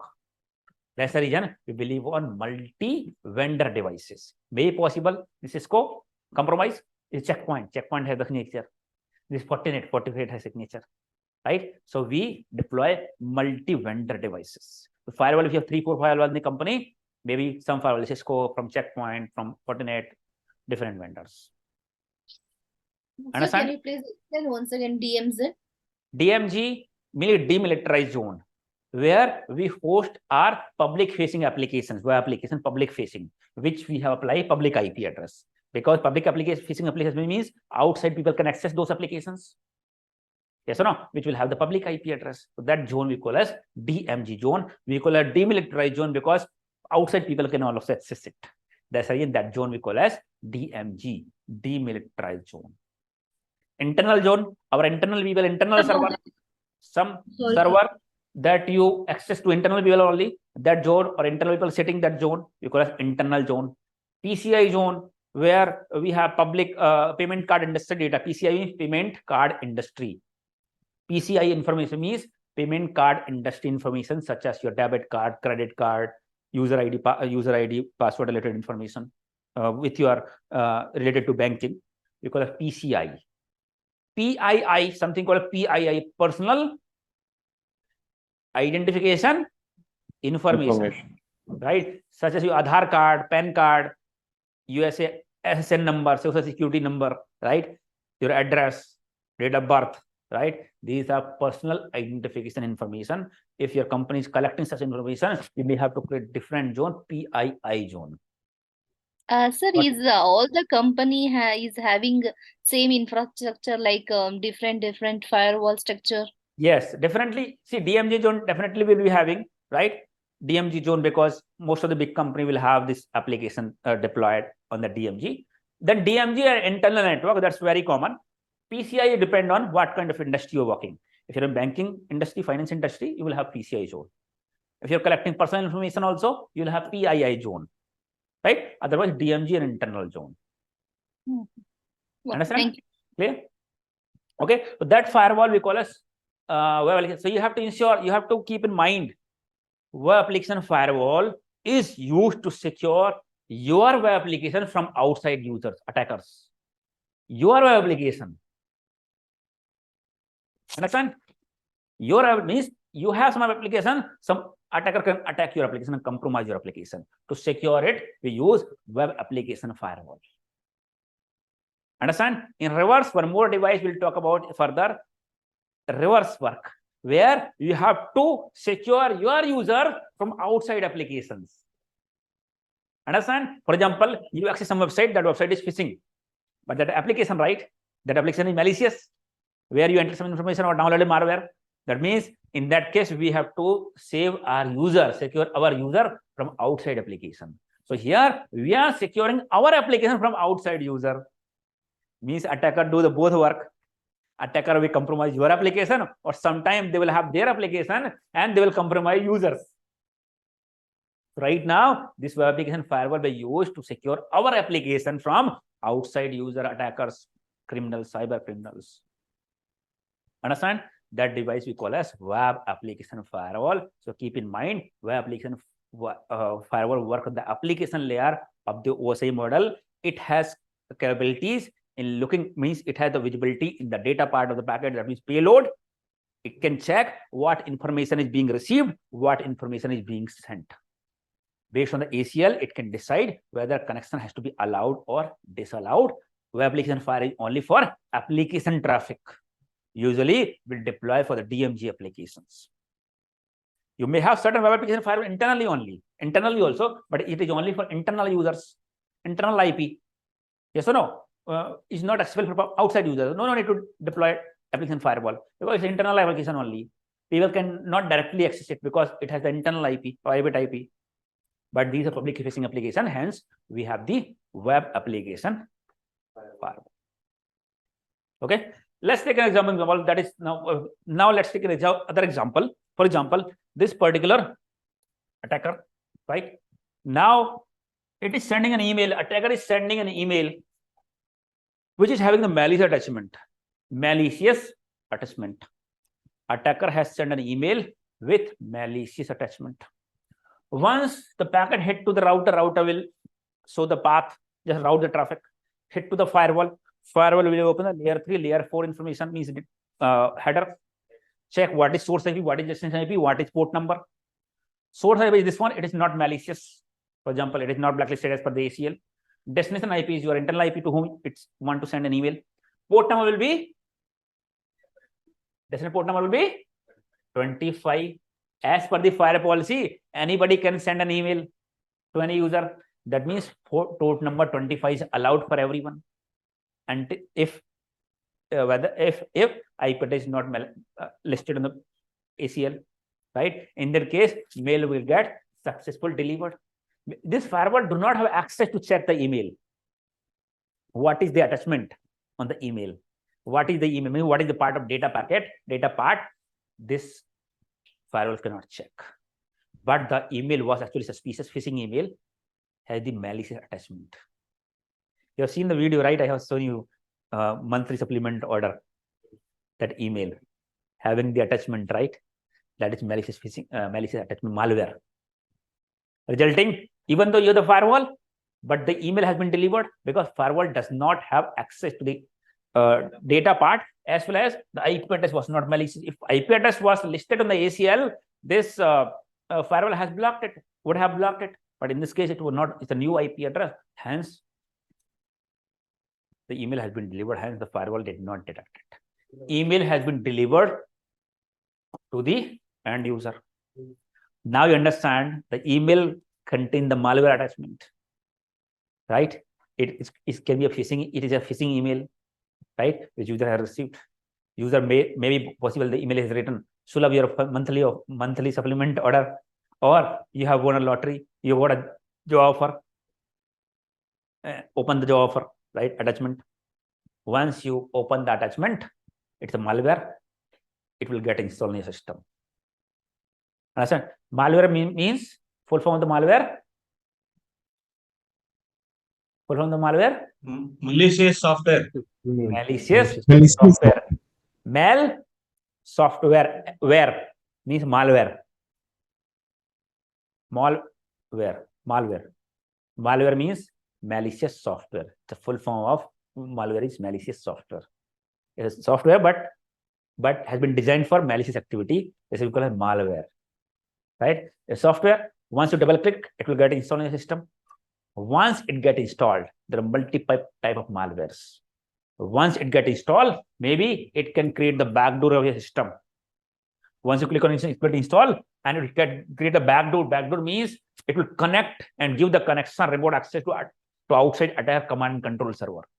It has the IP address or host name, domain name, URL of the attacker command and control server. It gives the access. Now attacker can control your machine. You have logged on your system, but do not know that somebody is also inside and doing some activity. We also call it bot. Bot is the short form of robot. You are not doing some activity, automatically some activity is happening. Who is doing? Robot. Yes or no? You are not doing something is happening. Robot, and the short form of robot we call as bot. Yes or no? Robot, bot means your system has a bot. If once the attacker will control the machine, attacker can do anything on your machine. Anything means it can steal the information. Attacker may have different objectives. It depends for what objective attacker has sent this malware. What all attacker can do? Attack if it is critical server, some application, some information it can steal. It can delete some information. It can modify, manipulate some information. Yes or no? Apart from that, Apart from that, what else it can do? It can, install cryptocurrency software, crypto mining software. The malware can be crypto mining. Yes or no? That means, crypto mining, cryptocurrency calculation. Cryptocurrency means what are bitcoins? Bitcoins. Bitcoin currency calculation is very complex. It's not easy to calculate, and it requires a lot of resources in the system, RAM and CPU. What happens is these companies pays you the money if you do the crypto mining, means crypto calculation, currency calculation. You can earn money by doing the cryptocurrency calculation, means crypto mining. But this system, whenever you do the crypto mining from your system, it takes a lot of CPU and memory. So what attacker does is, if it is a crypto mining malware, attacker will not steal any information. Get in mind? What attacker will do is, attacker will deploy further more software, crypto mining software, right? After getting the control, and it will do the crypto calculation. That means your system will be used for cryptocurrency calculation. Get in mind? And attacker will earn money by doing the cryptocurrency calculation, means crypto mining. Understand? Similarly, your system, attacker have compromised many other systems. All the system, it will deploy crypto mining software and do the cryptocurrency calculation, means crypto mining, and earn the money. This is called crypto mining software, malware. This can be one thing, right? Other thing attacker can do, attacker can install certain more software, brute force software here. One system compromised, we call a bot. Now attacker can create a botnet, means botnet is nothing but the group of compromised computer. One computer compromised, you call a bot. You have certain different computers also. Attacker may try to compromise other computer to create the botnet or to add those computers in the botnet. Yes or no? So since you have received the email, your system has been compromised, attacker got the control, the user might not have received. So attacker will try to gain the control of these machines as well. So attacker may deploy some other tools such as brute force software, brute force software to gain the access. Attacker may get the list of username. Getting the username is not very difficult. Generally, username is in the company, first name dot last name, half first name, half dot last name, like this.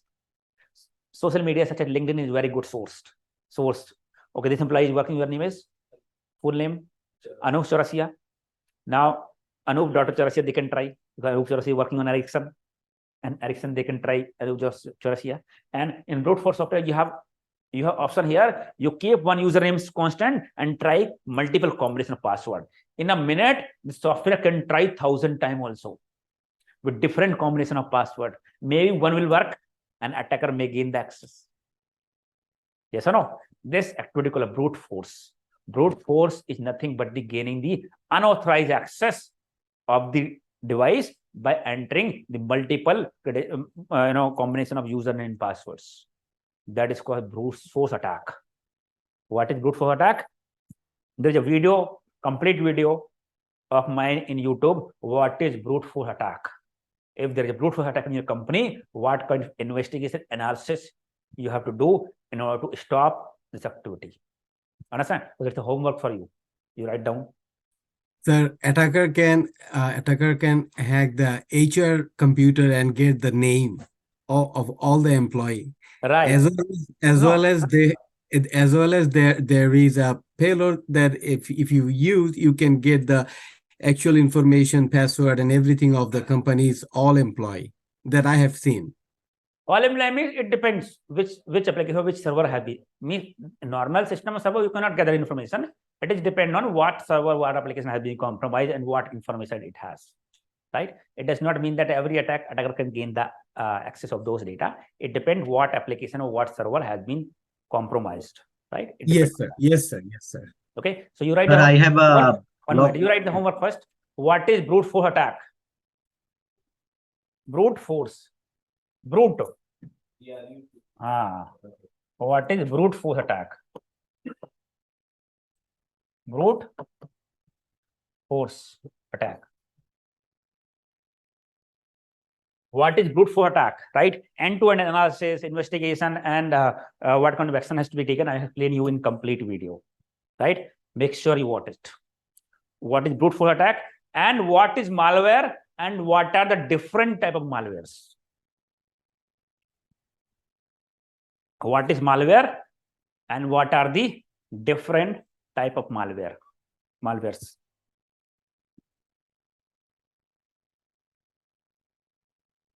And if any user system has been compromised, what action has to be taken? If any user system has been compromised,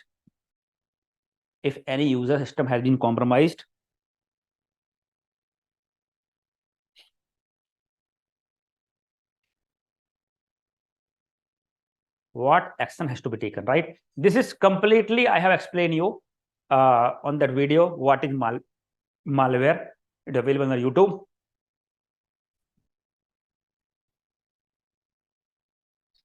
Sir, can you repeat this? What is malware? What are different type of malware? And if a user system has been compromised, what action has to be taken?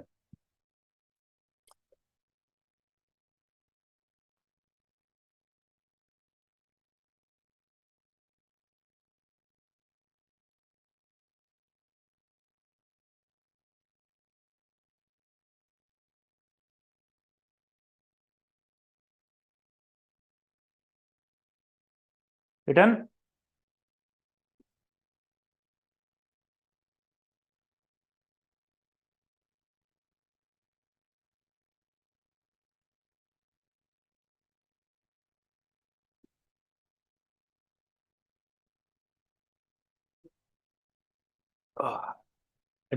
Written, right? So there are various type of malwares, right? So once, for example, one system got compromised, right? It can, try to compromise other machine, get the control by doing brute force. It can install brute force software and enter the user ID, and brute force software has a combination multiple password, right? You can try this password, working, not working. This, any of the password will work, and attacker may gain the access. Right? To safeguard, that is the reason you are saying that after 3 to 4 failed login attempt, your account is getting locked out. That is the reason, to safeguard from the brute force attack. You have account ICC bank, net banking. You try 2-3 times, you see 2 attempts left, 1 attempt left, last account left, then account will get disabled. If you want to enable, you have to enter credit card, debit card information, user ID, person, something like that, multiple application, multiple things you have to enter to get it disabled, to get it enabled, right? This is to secure your internet access from unauthorized access, brute force attack. It may be possible that somebody is doing the brute force, password guessing. Yes or no? And many times you have 2-factor, 3-factor authentication also to avoid brute force, or to avoid password compromise, credential compromise attack. Right? Certain times may be possible that attacker has got your user ID, password both. Yes or no? Now, many of the critical applications, you cannot access directly using user ID, password. You have to enter 2-factor authentication. 1-factor authentication user ID is normal, anybody can get it, but password is 1-factor authentication. 2nd factor may be your OTP, which comes on your mobile or email. Yes or no? Understand? Some critical company use 3rd factor also to make any critical transaction. For example, when I log in to my bank account, it may ask my user ID, password, or OTP. User ID, password. Once I make the fund transfer, it requires OTP. Without OTP, fund transfer cannot happen. Yes or no? Or certain time it requires more details, such as your in ICC bank, you have grid behind the card, certain numbers. Yeah, not CVV नहीं. CVV तो होता ही है, साथ में grid number भी होता है behind the card, right? So either CVV, sometimes card enter your CVV, but sometimes net banking also transaction it use the grid inside. So multiple authentication means not attacker may not have everything. If what the user ID, password, it may not have OTP, it may not have your mobile. Means you want to compromise your network, attacker need your password also, and attacker needs your OTP mobile also. Right? Both combination is rare.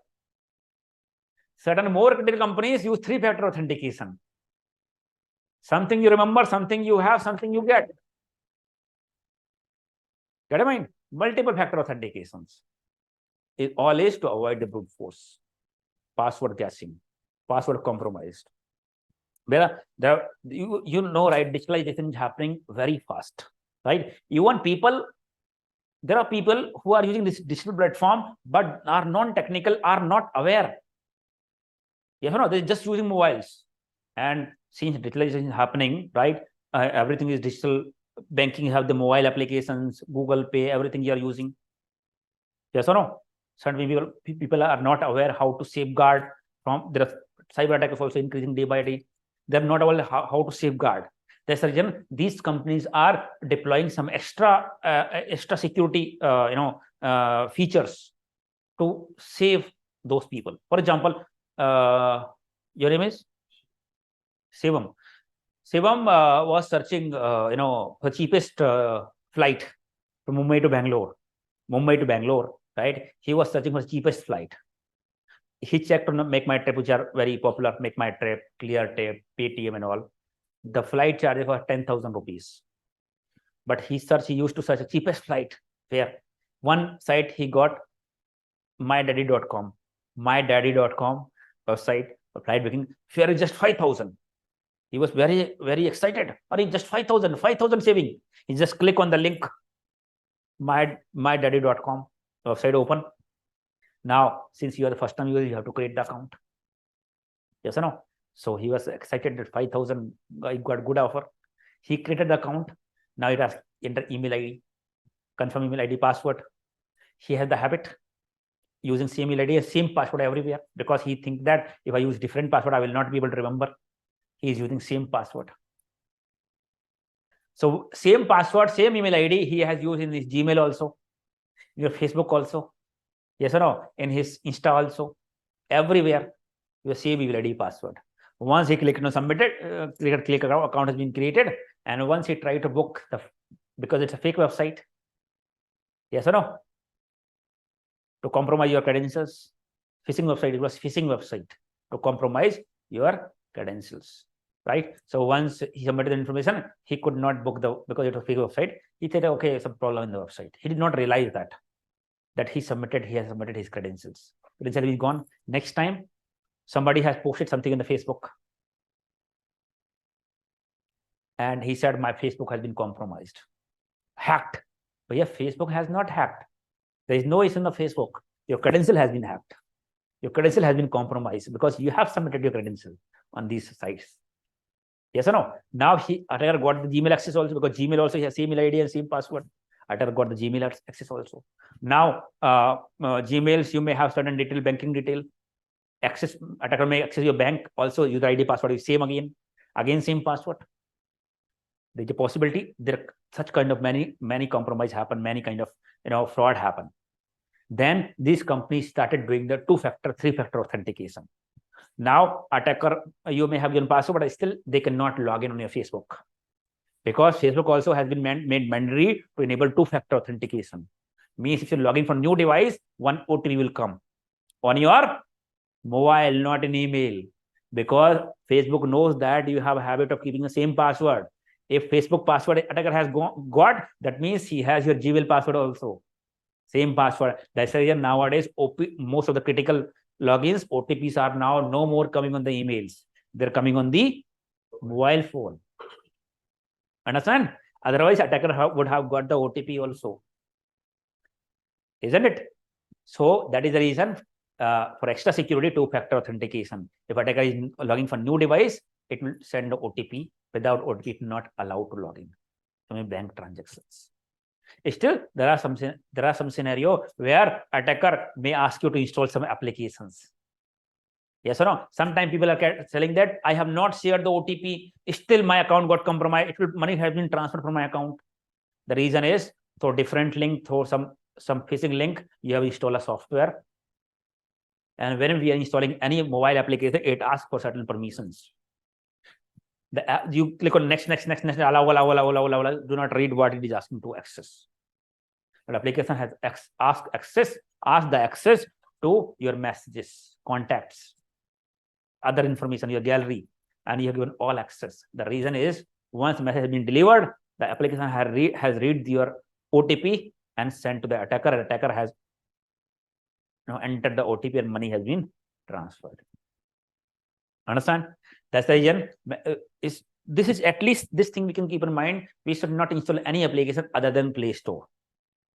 By default, your Android or iPhone has been set that you can download and install the application from Play Store. Play Store means App Store or Play Store only, not from outside. If outside, so you have to click uncheck that feature, then only you can install. So if you are installing any software from outside, may be possible that it can be malware, malicious software. Because Google Play Store generally run the scan. Before publishing their application on the Play Store, they're running the scan and checking certain parameters before publishing it. And they're time to time doing the scan on their Play Store to ensure that malicious software should not be there. But still, there are loopholes. There are some software which you download from Play Store having certain hidden features to give the control of your mobile or if your laptop and all. And that is the reason kind of frauds are happening. Understand? So, so using brute force, attacker can take these certain controls, right? Now, attacker is creating, see, one computer compromise, we call a bot. Multiple computer compromise, we call a botnet. Botnet is the network of compromise. What is botnet? You write it. You write what is botnet.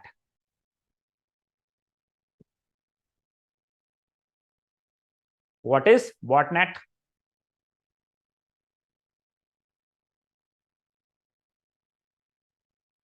So botnet is nothing but the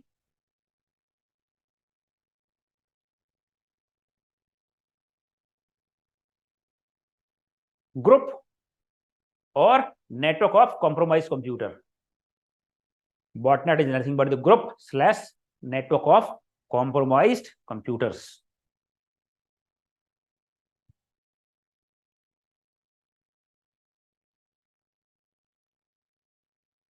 Can you please repeat? Botnet is nothing but the group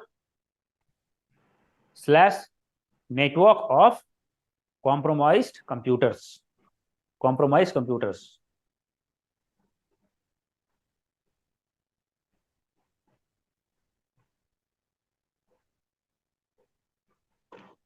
Understand? Written? Right? So after botnet means maybe one system got, maybe it can do the brute force and create the botnets. Botnet is nothing. Botnet is not like that. It's a part of same network or same company only. Maybe possible that attacker has compromised different computer, different companies, some personal computer also. And for example, in this company, 4 computer, different companies, 6 computer, and from Australia also, India also, Saudi Arabia, different computer attacker has compromised. So it's a botnet, network of compromised computers. Right now, after creating botnet means attacker has gained the access to those computers. Now attacker can misuse, can do anything, do the crypto mining, and can launch the further attacks to some other companies. Yes or no? Attacker can install different software here and launch the attack to some other companies. Yes or no? Such as a DDoS attack, DOS and DDoS. DOS stands for denial of service, and DDoS stands for distributed denial of service. Distributed denial of service. When attack launched from one computer, it's a denial of service.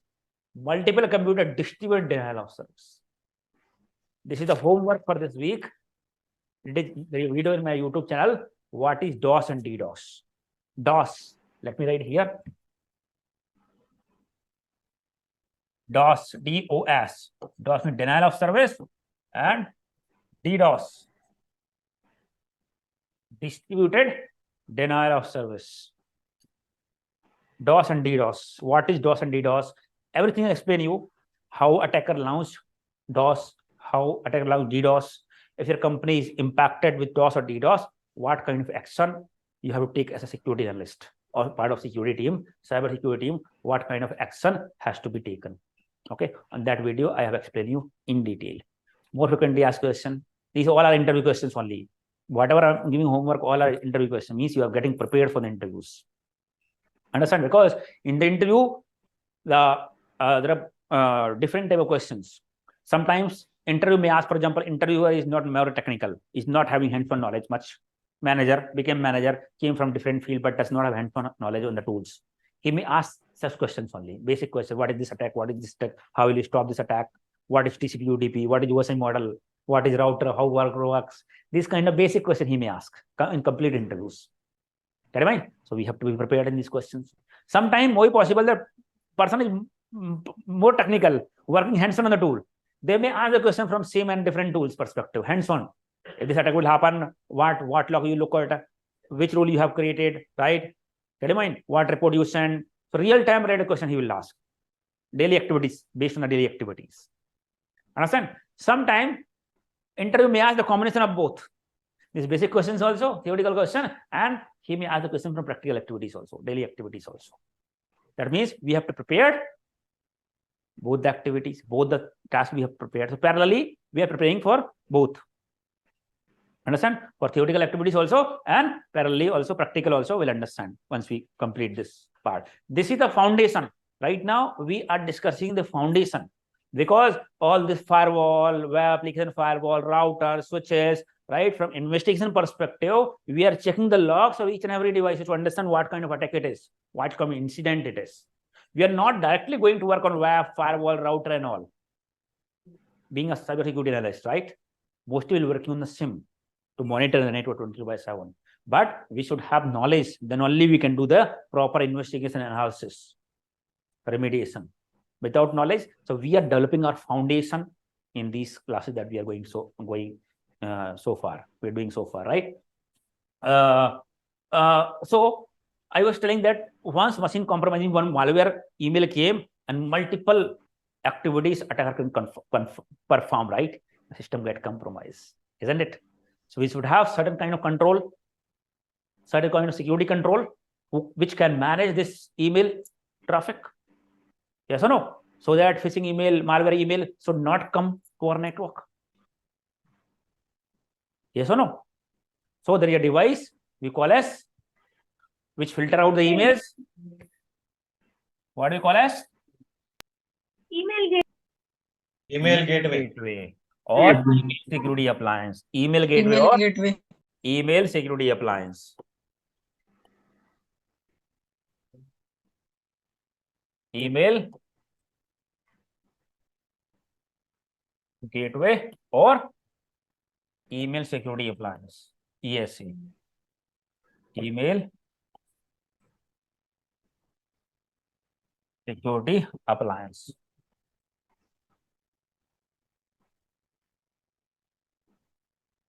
Email gateway or email security appliance, ESA, right? Understand? Email gateway or written email security appliance. So how it works? Sir, email gateway is work on the inbound traffic. Huh? What? Sir, email gateway is the work on the inbound traffic. Both. Inbound, outbound, both. I will tell you. Written this, I will draw in the network. Right?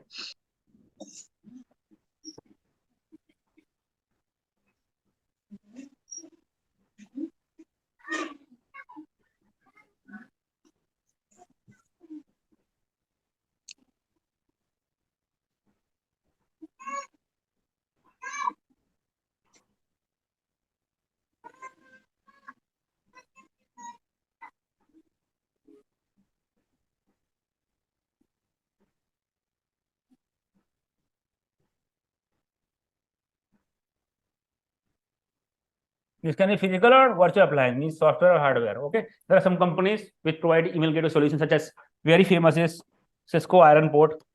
Cisco has email gateway solution.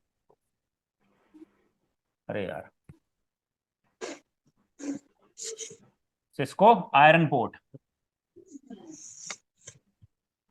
Iron Port. Cisco Iron Port, right? You have Proof Point.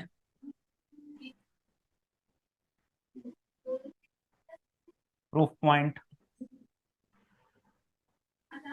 Proof Point. And you have Blue Coat, email security appliance, Blue Coat. Blue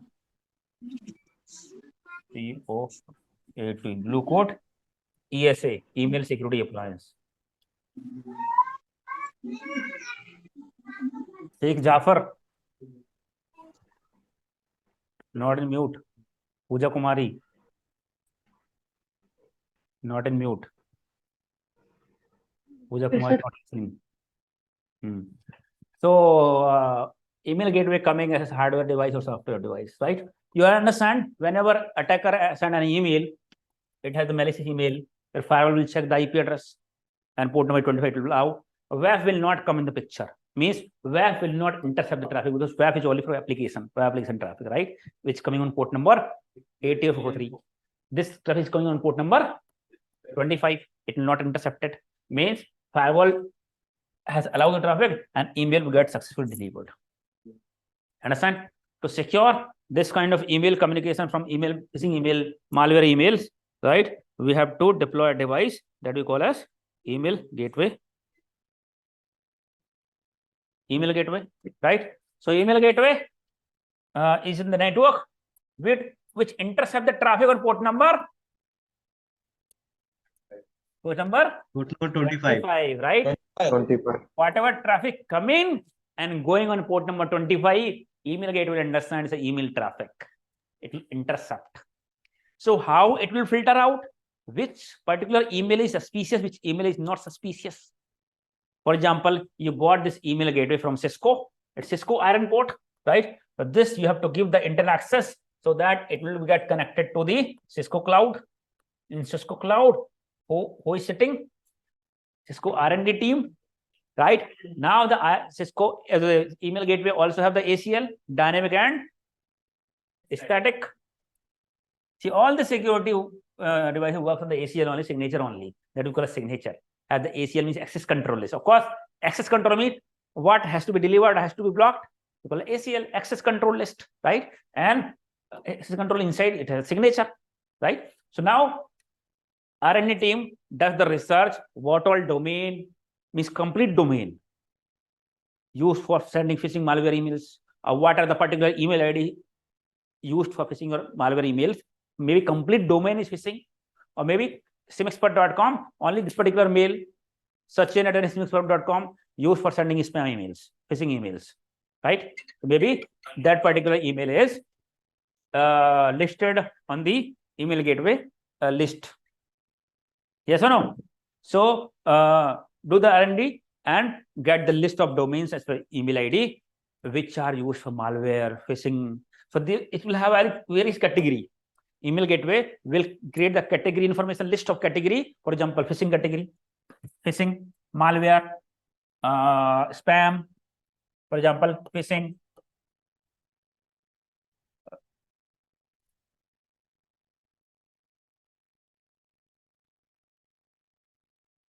Phishing, spoofed,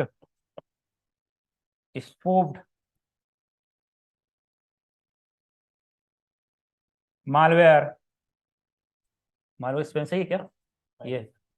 ये आता last में malware and for example spam. This kind of category it has here. So whatever email or domain category under phishing, they will add under phishing. Spoof under spoofed, malware under malware, spam under spam. So this particular list, they will updating all different email ID. Any email coming in or going out, if that email ID is belonging to phishing, email gateway will block that particular email, whole email under this category phishing. Spoofed under spoofed, malware under malware, spam under spam category, email gateway will block it. All other email it will allow, but it will block in this category. So any email coming in, the email will check whether email ID is domain is listed under this category. If yes, it will block the whole email. If it is not listed, then it will allow the email gateway, the email will get delivered. Understand? So in this case, we can safeguard our network from email-based attack.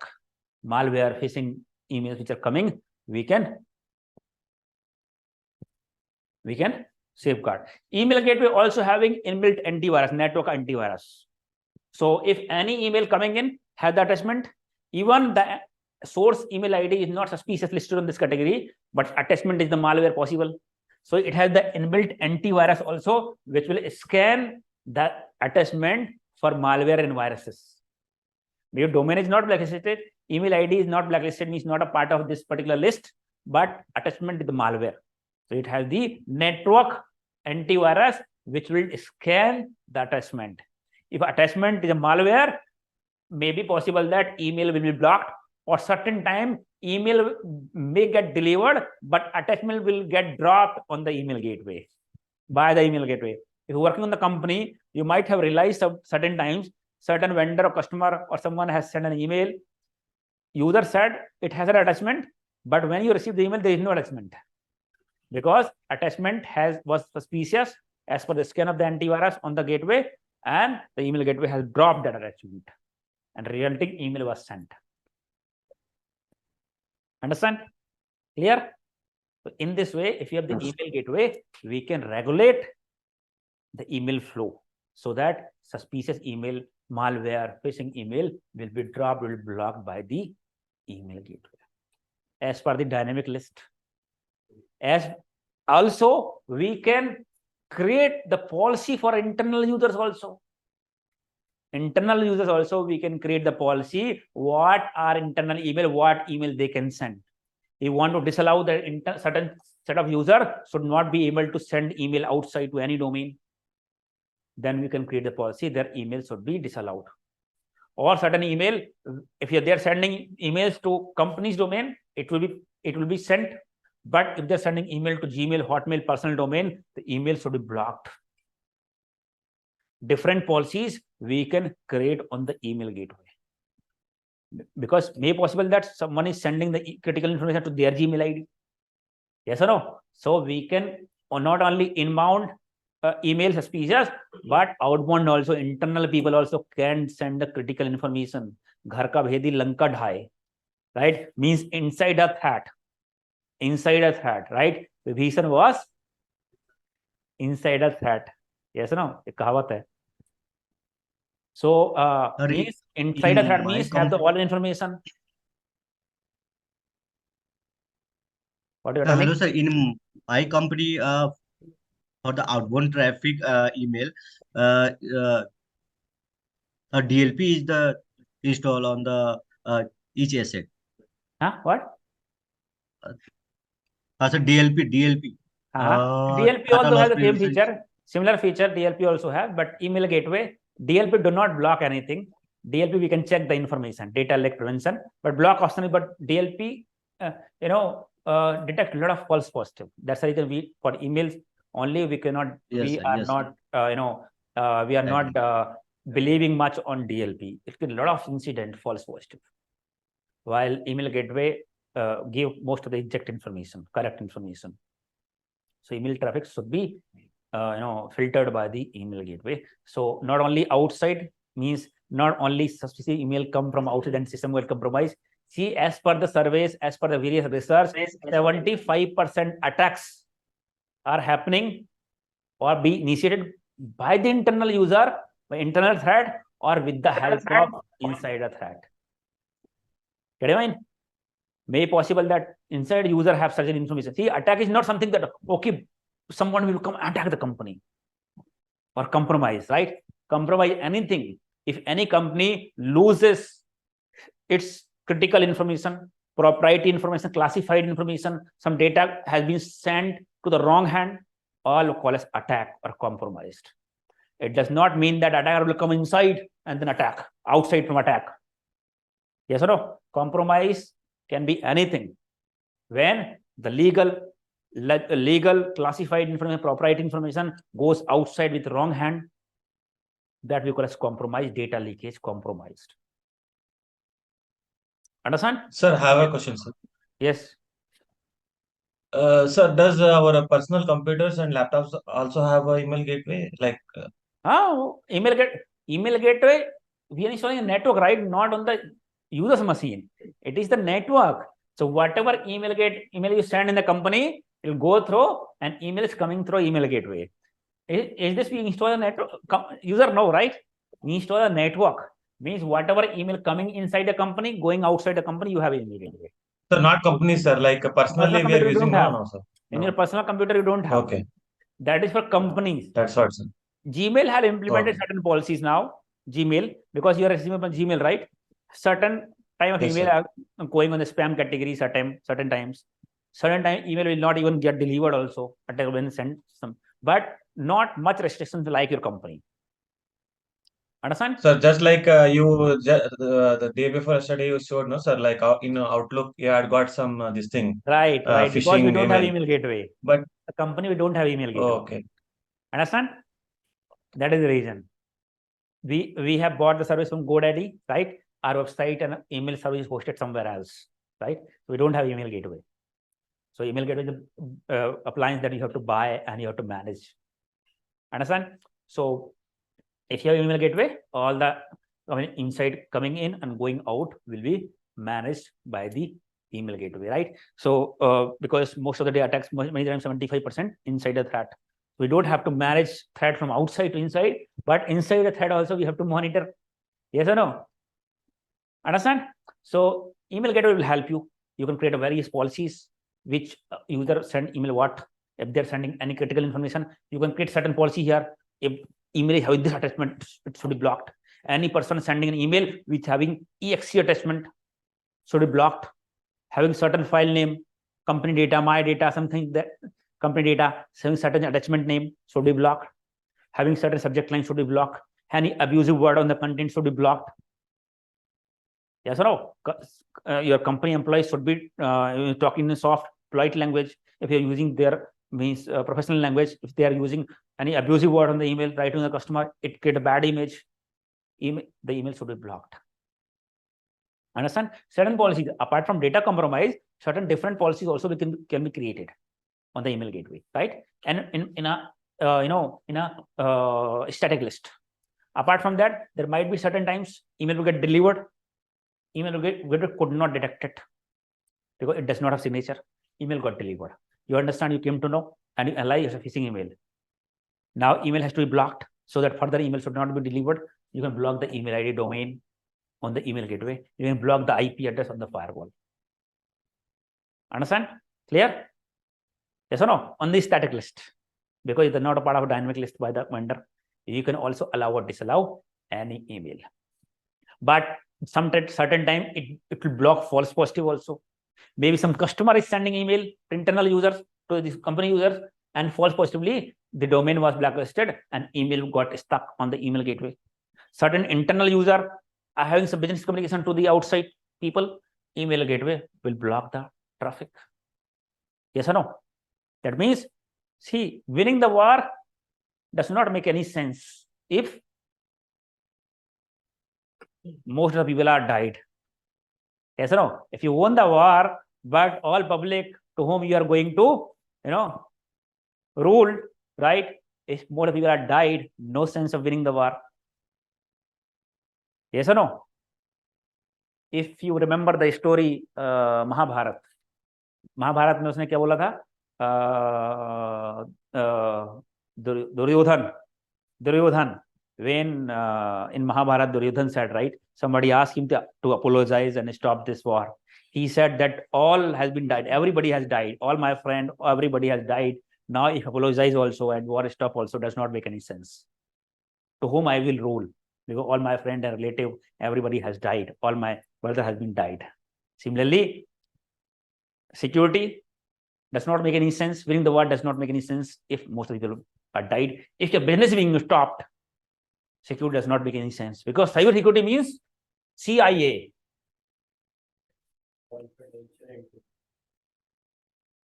Cyber security means we have to follow this triage. CIA. What is CIA triage? CIA means confidentiality, integrity, and availability. Means your classified information, your private information should be confidential. Unauthorized user should not be able to see the confidential information, should be private all the time. Only authorized people should be able to access the information, right? Means data should be confidential. So this is the responsibility of cyber security, that particular data should be confidential, which should not be exposed to the unauthorized people. Yes or no? So confidentially, if data which should be confidential is no more confidential, that means breach of cyber security, breach of security. Yes or no? Means you are not doing the work properly.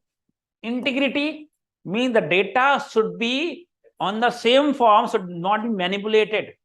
Certain attacker can compromise machine and manipulate the data, modify the data, right, in different form. So data should not be manipulated. Data should be on the same form which it should be. Get it? Mind that integrity should be maintained. Data should be on the same form, should not be changed. Integrity, right? Imandari. Integrity should be maintained. Understand? Availability means your resources, your servers, application should be available all the time for the legitimate user. That we call as availability. So here you can see availability is being impacted. You are sending some file to the customer, but customer is unable to receive because email gateway has blocked the connection. Isn't it? So availability is being impacted. So being a cybersecurity, if you are not meeting this, means you're not securing.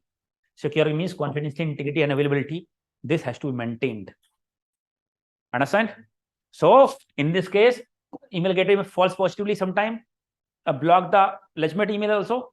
To maintain this CIA availability, we will have certain security analysts who will monitor this email gateway 24/7. If any email is stuck, quarantine, blocked, they will check whether it's legitimate or not. Whether it's suspicious, phishing, they will release the email from the email gateway because it's been blocked by quarantine for a certain time. They found it's a suspicious phishing, they will delete the email. Anyway, it has not been delivered yet. If certain business email or certain kind of blocked, they will review. If they understand it's a legitimate, they will release the email.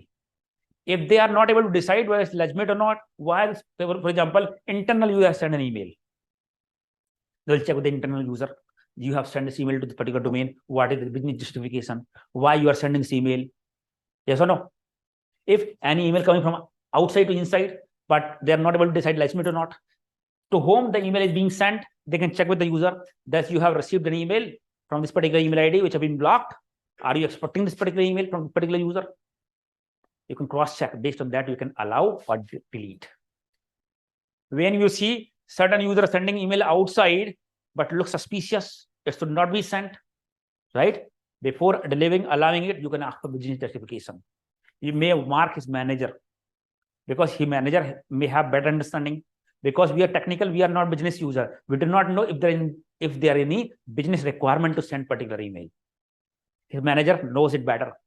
So we can mark his manager that hello Puneet, by marking his manager also in CC, that we have seen that this particular email you have sent to this particular user having this particular attachment. We can download the whole email from the email gateway and attach on the email. Let us know what is the business justification, why you are sending, what data it contains. We mark his manager. If he gives the justification, if manager do not tell anything, we understand it's fine. If it's not legitimate, manager may intercept, manager may see something over the email. Yes or no? Then further action can be taken. Yes or no? Each and every activity you can monitor inside the thread. We have seen that certain user server team has sent more than 100 server licenses to his personal email ID. Means he was stealing the server licenses from the company. Mail got stuck. We came to know it's unauthorized, and policy number, violation number 1 has been given by the HR to the user person, and person has been terminated from the company. Right? So the violation of the policies, violation of company policy. Yes or no? That this is completely, theft. Yes or no? Completely theft. There are various scenarios. When I used to work, right, I have seen that one of the user who was the senior manager in one of the company, having, he was there in the company 13 years, and sent some, email. I was there in the shift that time. Project data. He sent the email to his personal email ID. Name was project data. I asked for the justification, mark his manager. He was senior manager, but his manager was the president of the company for a particular department. The company was MNC. So they have multiple departments. So he was the one of the department, but he was there since last 13 years, the same company. I sent an email where his manager received the email. He came to know. He asked this president asked his person, means he was a senior manager, to share the password because that attachment was password protected. I was not able to ape on it. Simply, I asked business justification by marking his manager. His manager asked password from him. They were sitting on the same floor. Once he entered the password, I opened the file. He came to the data was very critical propriety, classified information that should not go out of the company. And he sent, because of bad intention, he sent his personal email ID. Immediately, that president called to HR director to take the action. On the same day, within a few hours, the user has been terminated from the company. The person has been terminated. He was there since the last 13 years. Terminated from the company. The HR director called to SOC team and asked them to disable all his network access, all his access immediately on the immediate effect. Within a few hours, the user has been terminated from the company. He was there for 13 years in the company. And that is the criticality of cybersecurity incidents. It's one of the high severity incidents, critical. If some programs you're developing, some project you're developing, if your internal user will send some detail to the customer, some of the competitors, right? The whole information will be leaked. Maybe other competitor can allow the project early. Yes or no? But those information is more than the attack that outside attacker can do. It's more than data leakage. Understand? So these all information, you understand real-time scenario that we tracked this time using the email. There are several incidents we used to see. People are not aware, many people, that their information, their emails are being monitored. Yes or no? What website you are accessing are also being monitored in the company. Understand? Because security means all we have to follow CIA. Understand?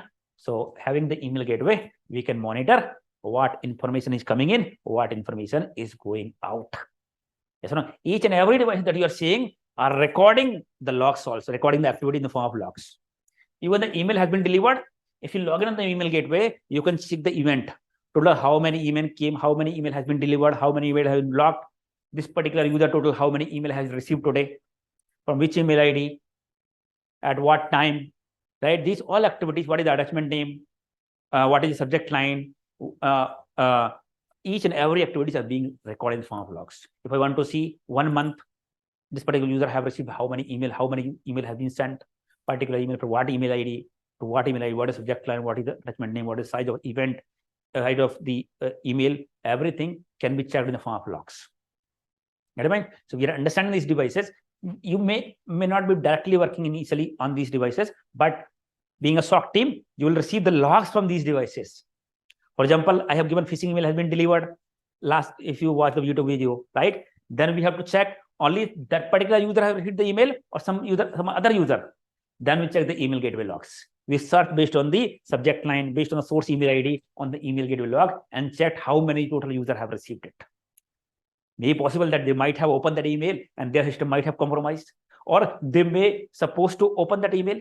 Before that, we call them and ask them to delete the email.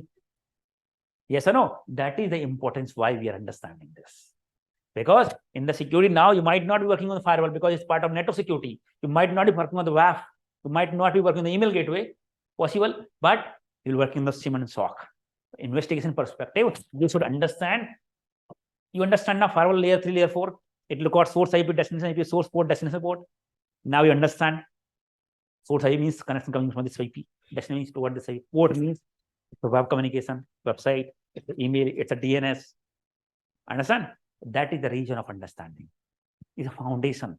Without understanding this, you cannot be a successful analyst. You cannot be successful in security domain without understanding this foundation. Understand? Clear? So now, if any emails coming in, malicious email, you have the email gateway, which will check against the category it is having. If email belongs to any of the category, it will block.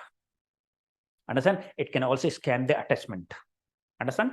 And then based on that, it will allow or disallow. Internal user also can you monitor on the email gateway. Understand? So now in this way, we can monitor email. Yes or no? Now there is a possibility. Now there is a possibility. Now you restrict, right? You have firewall, you have email gateway. Now there is a possibility. Maybe internal user can access a website and that link is phishing link. Yes or no? And from there, you downloaded something or you enter some critical information. Yesterday, day 4, yesterday, I got an email. Let me check you. Let me tell you that. let me show you here another phishing email. If you watch my YouTube video, I have given an example, real-time example, that we have received an email having attachment, malware attachment. It was phishing email, but having malware attachment. We checked it was a malware. Now we received one email that is again a phishing email, but it has the phishing link. Yes or no? It has the phishing link. Once you click on the link, it will ask you to enter certain information, or might be possible that link will download certain malwares. Understand? So let me show you one email. That is again a phishing email.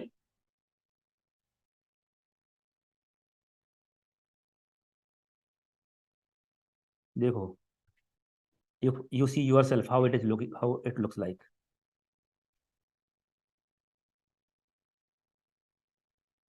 कल परसों ही आया था.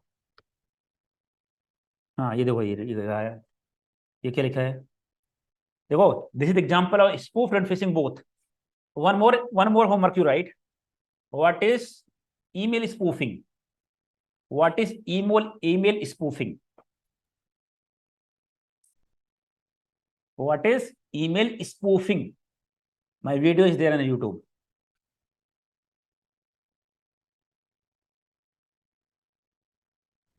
Okay, what is email spoofing? Make sure that once you watch the video, you have to comment. I will check whoever has, I'm checking certain people who are going through video and understanding certain comment I'm saying. So I got to know whoever has gone through the video, right? Certain people I monitor and I come to know they're completing the homework. Okay, whatever homework I'm giving to you, once you comment, I will come to know whoever has completed the homework. Okay, so you can see it here. Okay, sir. Why I'm saying email spoofing? Because our email has been spoofed. Somebody has sent an email from training@SIEMexpert.com. It's our email, right? But how they can send? They have done the email spoofing. They spoofed this email. If you have email gateway, you can stop this email spoofing. Get it mind? So how you can stop, how it works, I'll explain you in the video. Right? This is spoofed email plus phishing email. Spoofed plus phishing both. Spoofed because they have used our domain and our email ID. Yes, spoofed. And second thing is phishing. What is showing? The email came from GoDaddy.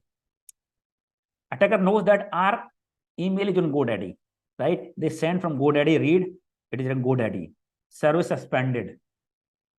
Hi, SIEM expert, your use of service is now suspended for verification. Please confirm now to reactivate the service. For help, you can see all look like professional. Note this email address unmonitored. If you need any help in future, access this link. GoDaddy and something like that. You will feel like it's a legitimate link. Legitimate, but this is not legitimate. This is, if you click it here, you can see what is asking? GoDaddy webmail. If I have to access my email, I have to log in like this only. You can see, I can search it here. GoDaddy webmail login. GoDaddy webmail. Spelling गलत है. GoDaddy webmail login, right? So you click it here.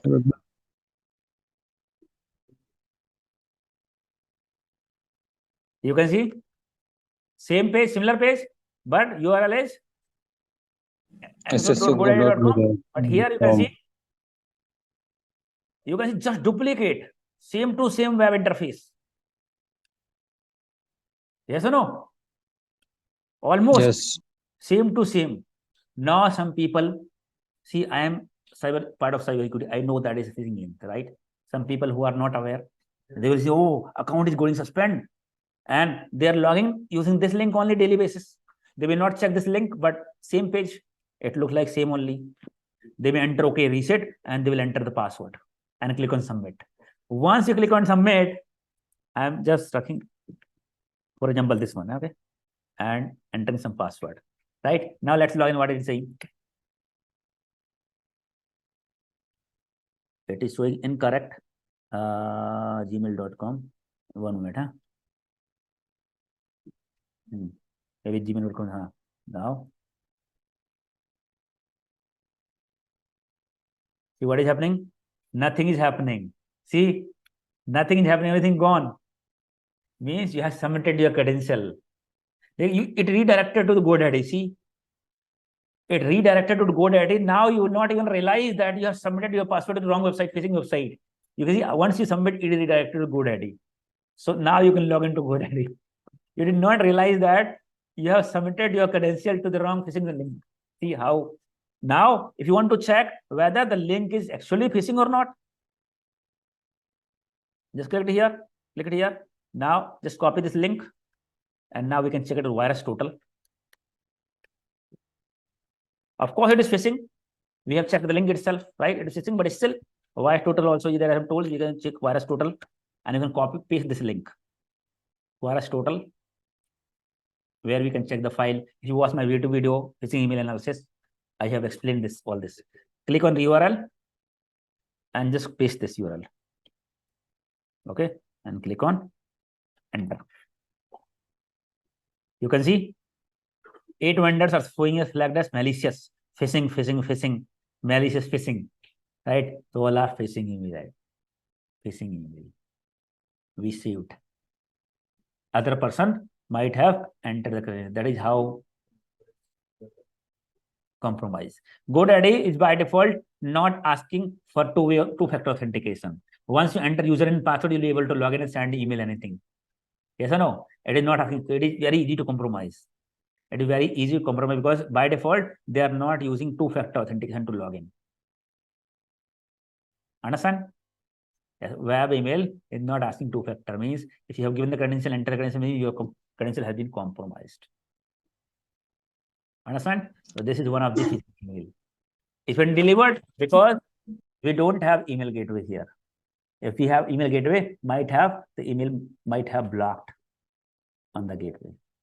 And the spoof email, of course, it must have been blocked because it is spoof also. Spoofing can easily be tracked using DKIM, using SPF. I explain you on the video. Okay, you just watch it. What is email spoofing? I have explained you what is DKIM, DMARC, SPF. Using those authentication mechanism, email gateway can check whether email has been sent from training@simexpert.com only, or somebody else has hijacked, means spoofed this email and sent. This has been hijacked actually. This is not sent from our site. Somebody else has misused, taken this domain and sent by spoofing domain, email spoofing activity. This can be avoided by using SPF or DMARC, DHL, latest technologies. But sir, why haven't you taken it, sir? The gateway, email gateway. What? Like the email gateway. Why have you not integrated into your this thing, sir? See, like because email gateway, like all these devices, many... email gateway are a costly device, right? Big company, they can. And second thing, this email service is also not with us. That is in GoDaddy, hosted in the GoDaddy only, not with us. Yes or no? Big company will use their own email. GoDaddy will be having the gateway, sir. We have to buy the service. See why we have not taken? Because we know that, right? Once we start any other service, that we may have to go with, because we have different users and they may send some critical information. Yes or no? This information is not being sent much from us. We are a trading company, right? That's the reason why to invest too much. We know that. Okay, you can check by yourself itself. Right, that is the reason. Okay, otherwise you have to pay for that separately for this email gateway service. Sir, from email address can be seen in this email address. What? From email address. Email address what? From which email address you have received this? Training@simexpert.com only. That is what I'm saying. Email has been spoofed. It is from our email. It shows two address. It shows two address, no, sir. If you open the email ones. Two are from both. Both, okay. Yeah, two are from both are. You can see? Same. Both are same. Two is okay. From this email ID, right? Sir, if someone else... And two is this email ID. This is called as email. It is not in 5 minutes only. You are working with the company Wipro, right? Your name is Pawan. Pawan is working with Wipro. His name is pawan@wipro.com. In next 5 minutes, I can send you an email from pawan@wipro.com. Next 5 minutes, I can send myself. I can spoof your email, right? But now companies are using technologies, latest technologies, this spoof email will not get delivered. You will not believe that I think 3-4 years back, when I came to know about email spoofing, when I learned email spoofing, I used to make my friends fool by sending email, pushing email. I used to send email from big companies having offer letter attached or having interview scheduled. Sir, how to do this, sir? Can you teach us, please? It's interesting, sir. Nowadays, the email will not get delivered in such emails, because nowadays these companies are using technologies. Even email, if I send on Gmail also, right? Gmail also nowadays filtering spoofed email. When I send an email, it get delivered in junk or spam category. Previously, it used to deliver in inbox only. Now, generally, spoof and is generally junk and spam we do not check, right? And we understand it's junk, spam only. Now, Gmail also filtering those emails. So spoof email, but GoDaddy has not filter. Why not filter? GoDaddy will recommend you buy our email services. Then they will filter. Get a mind? That's the reason they are not. They will ask, okay, you have not bought the so if you want to secure buy security services, then only will do that. Even simple spam also they are not filtering. Any mails they are not filtering. All mails are being delivered. See, Gmail is not delivering spoof email, but GoDaddy is delivering. Because GoDaddy has not applied a simple security policy also. It's a part of their premium services. Sir, what about Yahoo, sir? Yahoo has been gone from the world. Where we are, Yahoo have a couple of big attacks. In 2014, 2016, which made the Yahoo gone from the market. So the bigger attack, millions of user data has been compromised. In 2014 and 16, big attack on the Yahoo. That's the reason Yahoo has gone through market, right? When Google introduced first time, they asked Yahoo to overtake Google. Yahoo has not bought. A small company, we are not interested. And you all see where is the Google, where is the Yahoo. Yahoo. I have a question. So you told me that like Nexus is scanning the system. Want to do ethical hacking, and I want to scan someone's system through Nexus, and I don't have IP address. How scan their system for hacking? I don't have IP address. Right? IP address is very easy to get. It's not difficult to get the IP address. Accenture.com IP address है ये देखो. Accenture.com server, I can get the IP address immediately. Getting the IP address is not difficult. It's very easy. By the command of NSLOOKUP. NSLOOKUP, check it out. RMX toolbox, you can directly go and check it out. IP address of Accenture.com. Go on the email record. It's very easy, right? Accenture.com, what is the IP address? Not difficult. You can use, for example, one IP address you got, you can use same range of IP address, because whenever a company buy, they'll get the range of IP address. So maybe you can target multiple IP addresses. So kahan gaya our tools? No, but I want your system IP address. No, I want to hack your system. For and I don't purpose? have remote access. I don't have for hacking. Directly, see, hacking directly will not happen. They will send malware email, phishing emails, right? It's not something that they will directly hack. Or they have some application which have some vulnerabilities. Then attacker take the advantage when you communicate outside, right? Attacker cannot target like this. Okay, IP address, then the target directly compromise. Direct compromise will not happen, but they will exploit certain vulnerabilities. Certain tools you have installed, which have certain, for example, some app which belongs to attacker. Once you install the app, means you have given the access to that app, and attacker will take the advantage. App install and will give the access to the attacker command and control server. That is how attacker will gain the access. It is not something that the IP address are a good compromise. Compromise somehow emails, malicious softwares, right? That is how the system will be. Right. Kulab sir, Ashish here. Yes. IP address kahan gaya? Sir, yeah. Is the honeypot IP is the real attacker IP? Yeah, as the phishing. Attackers. Because I have blocked in the weekly basis over a DC firewall. You have to keep in mind, any attack, most of the time attacker do not use their own system, right? They use compromised computer to launch any kind of attacks. Okay, because see, Accenture IP is this one. Yeah, SH. Understand? So it is so maybe some other IP is for the same same link, same you can see some other IP also belongs to same range. Get it right? If you go on MS Talos Intelligence, you check the reputation of this particular IP address, and you can see some other range of IP also, or the same subnet. Maybe it is a part of Accenture only. You can see this IP belongs to Accenture LLP. Accenture company belongs to, right?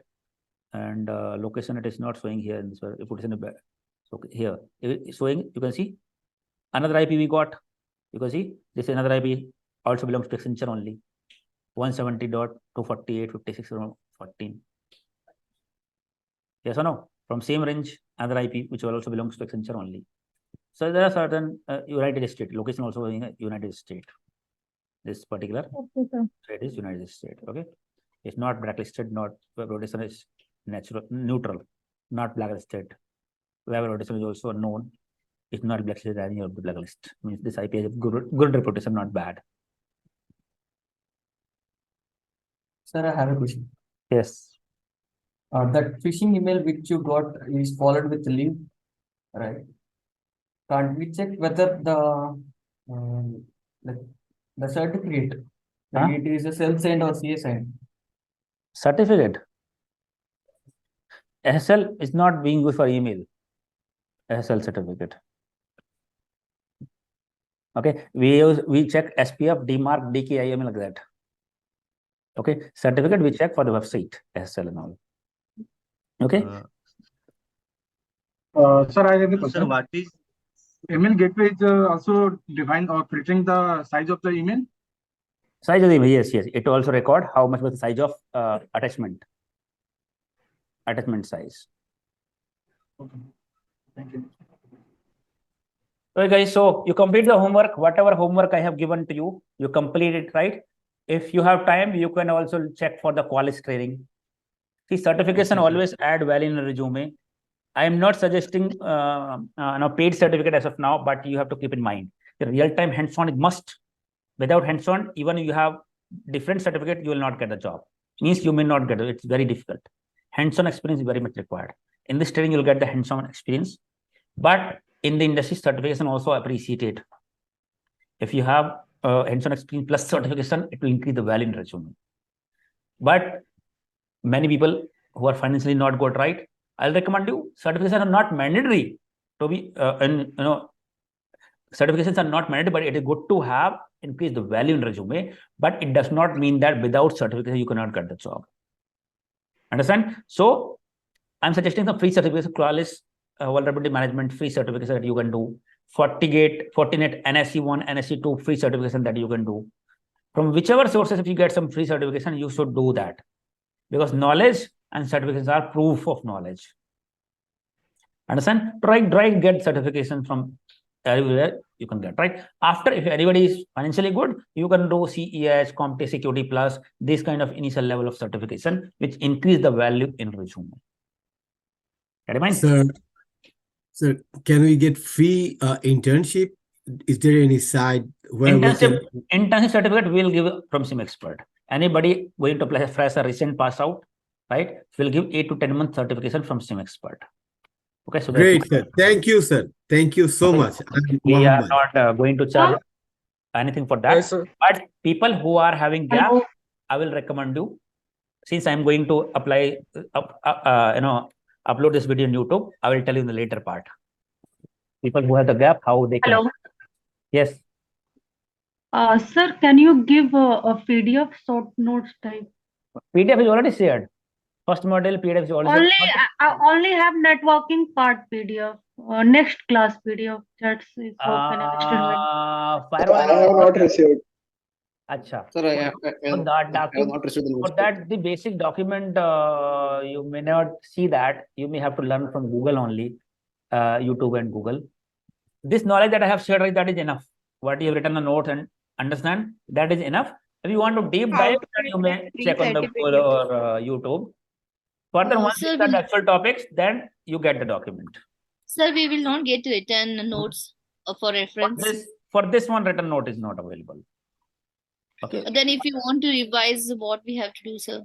It is there on YouTube. I am uploading this YouTube. But once we start the actual session, then you will not get the video. For that, we have the notes. Till the session I am uploading on YouTube, you have the recording.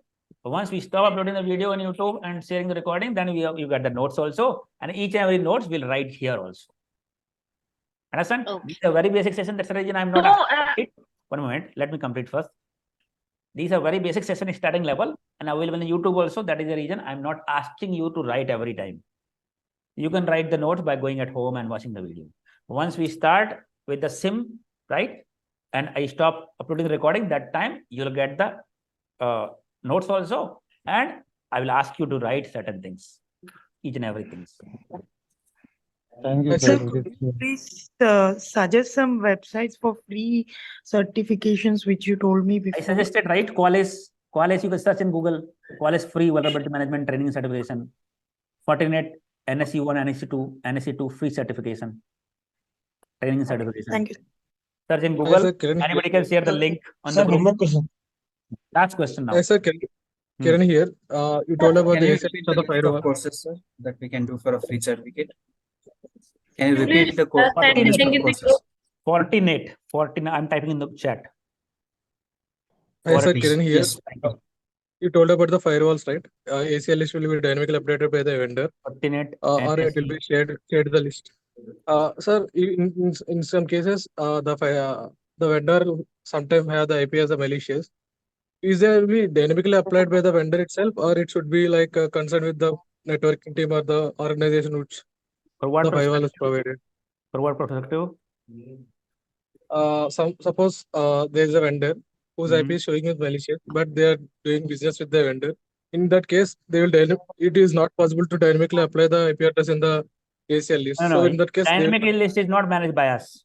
We have option to block or allow on the static list, not on dynamic. Dynamic will be updated by the vendor on the cloud. Sir, this the recent how can we see some of the news like the recent attacks and all the You have my news websites. One reel is there on my YouTube.